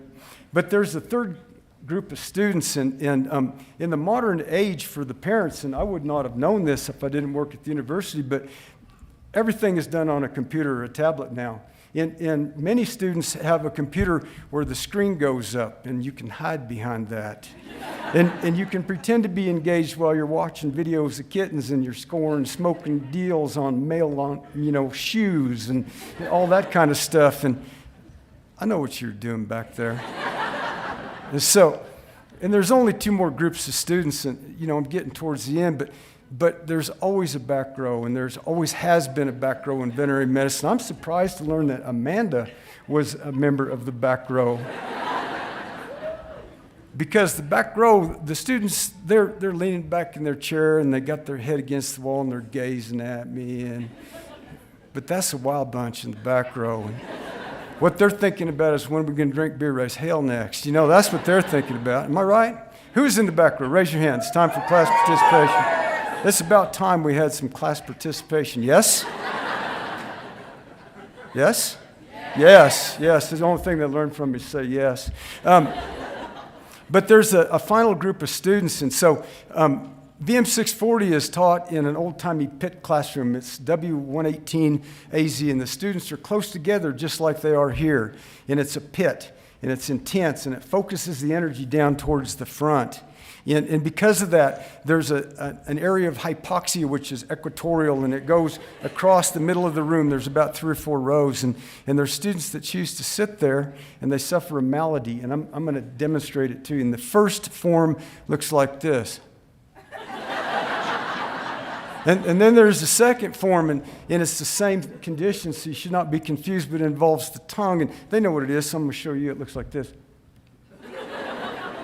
And there was a student 23 minutes ago, BAR is what I was taught in veterinary school, bright, alert, responsive, right? And I reduced them to nothing. They're gone, right? It makes me wonder. But first-year students are really fun because it may come as a surprise to you that have not been to veterinary school, but by the end of the first year, not very much. And at the beginning of the second semester of veterinary school, almost nothing.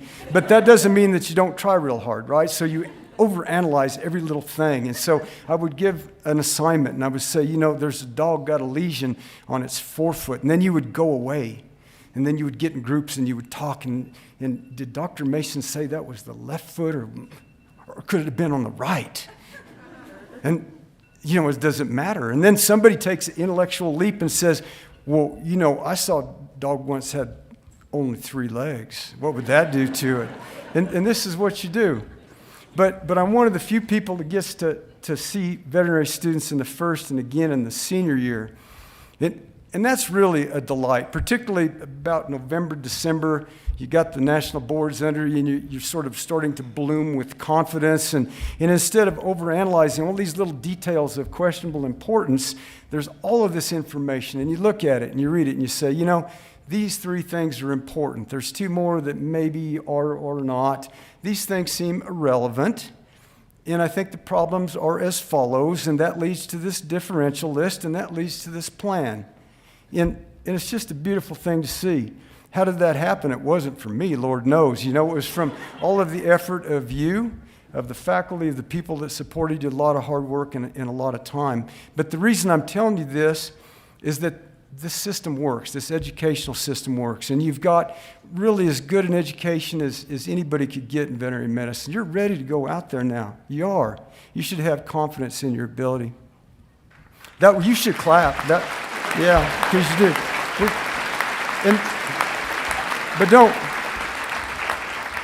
But don't clap at me. We're clapping for you. Have you ever been clapped at so much in your life as tonight?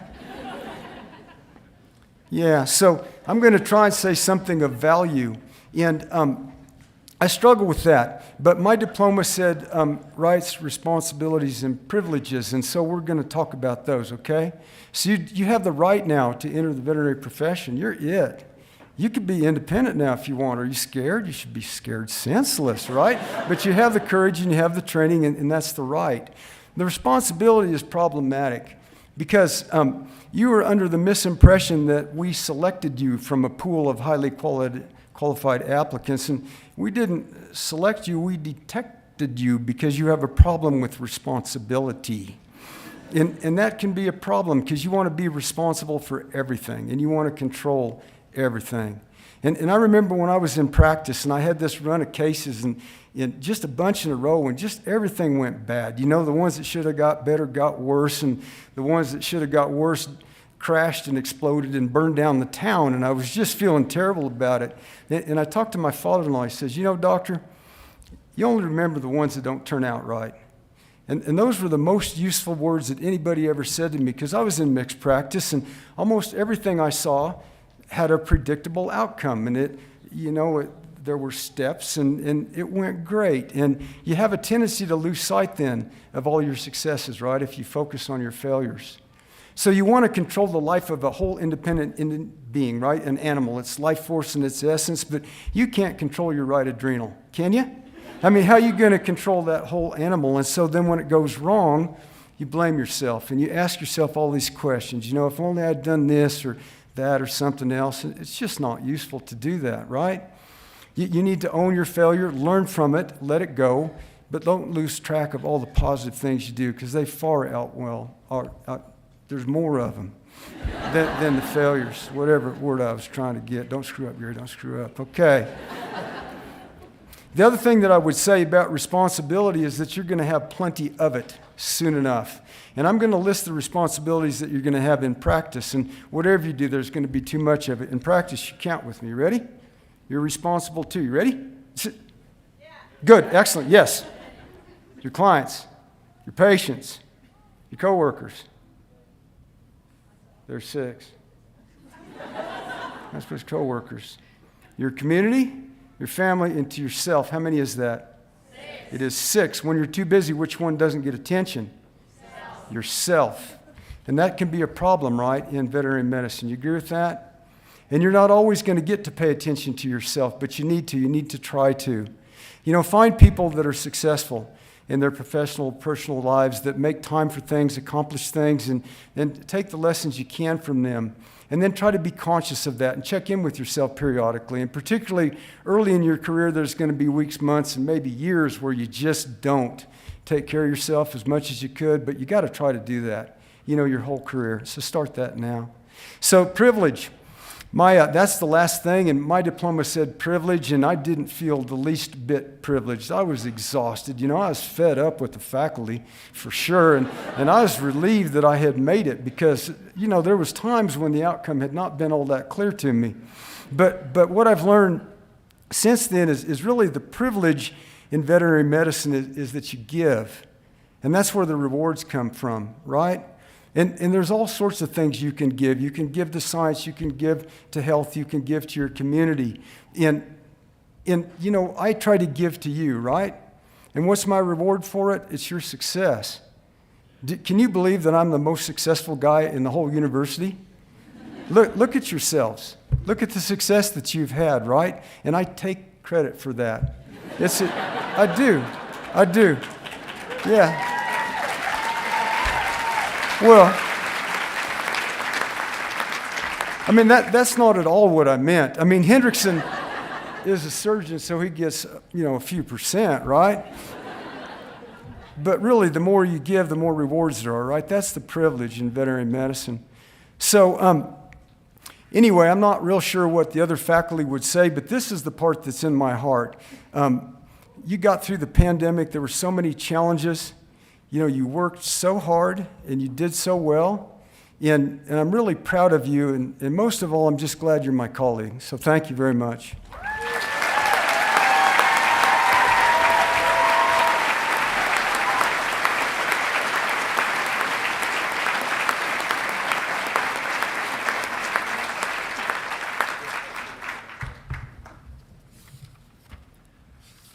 Well, I prepared some comments, but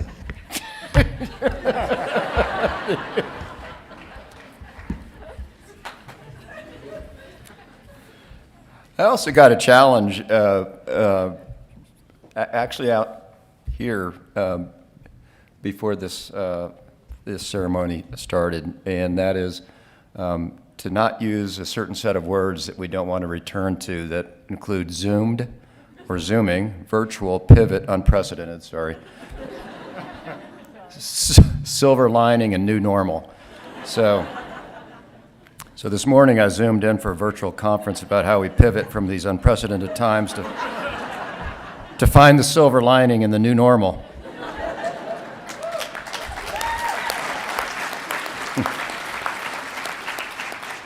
And by the way, you're on mute.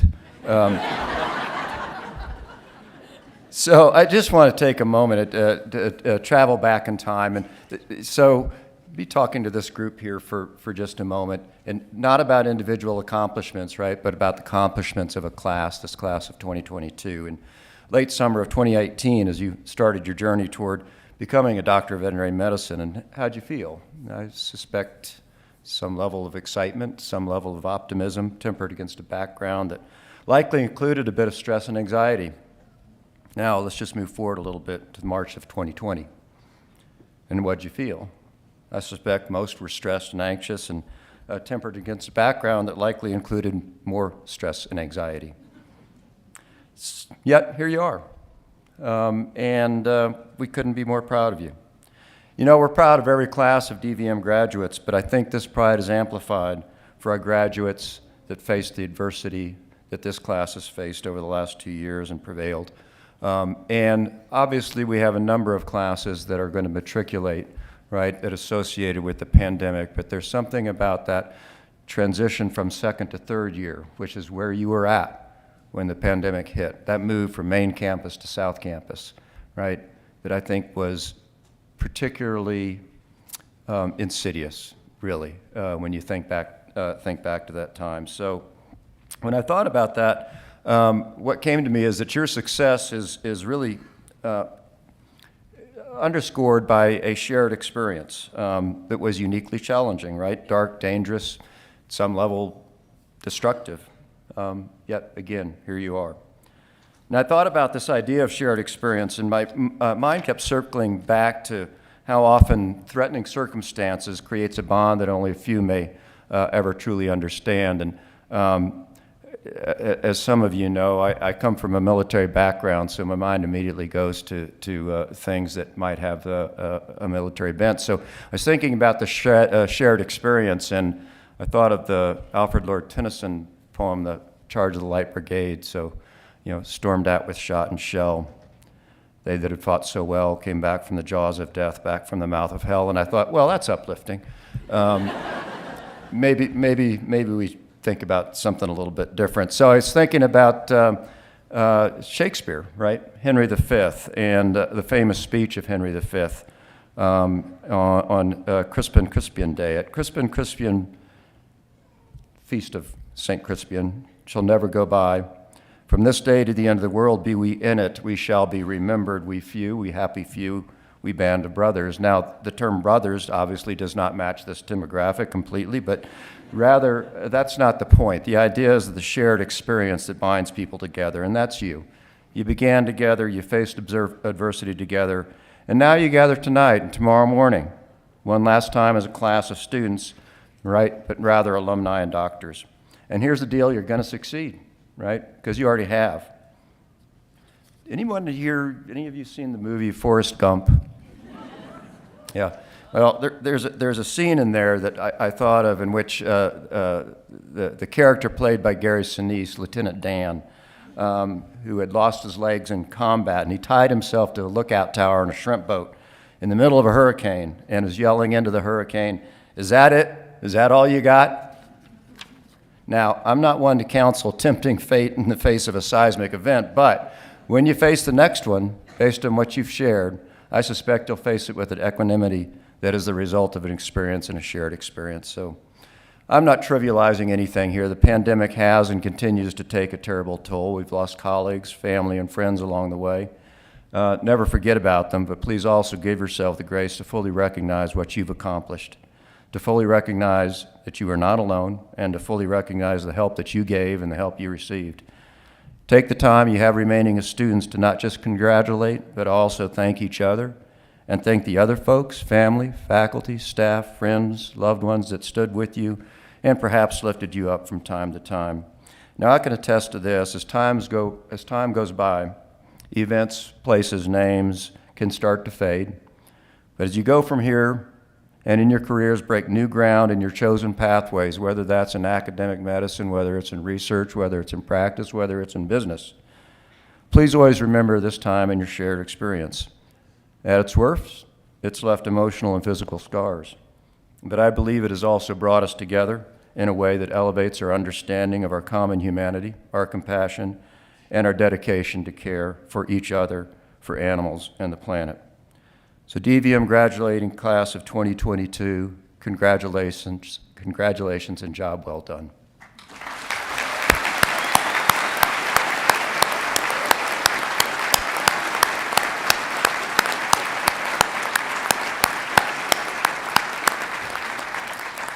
Now, please enjoy your celebrations this evening, but please remember to keep it between the navigational beacons, because most importantly, we need you at Moby Gym, BAR, right, at 7 a.m.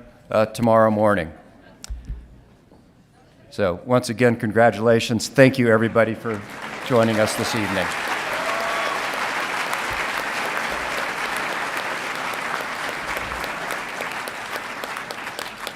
Now, will the audience please quietly stand and remain standing until all faculty and students have left the ballroom.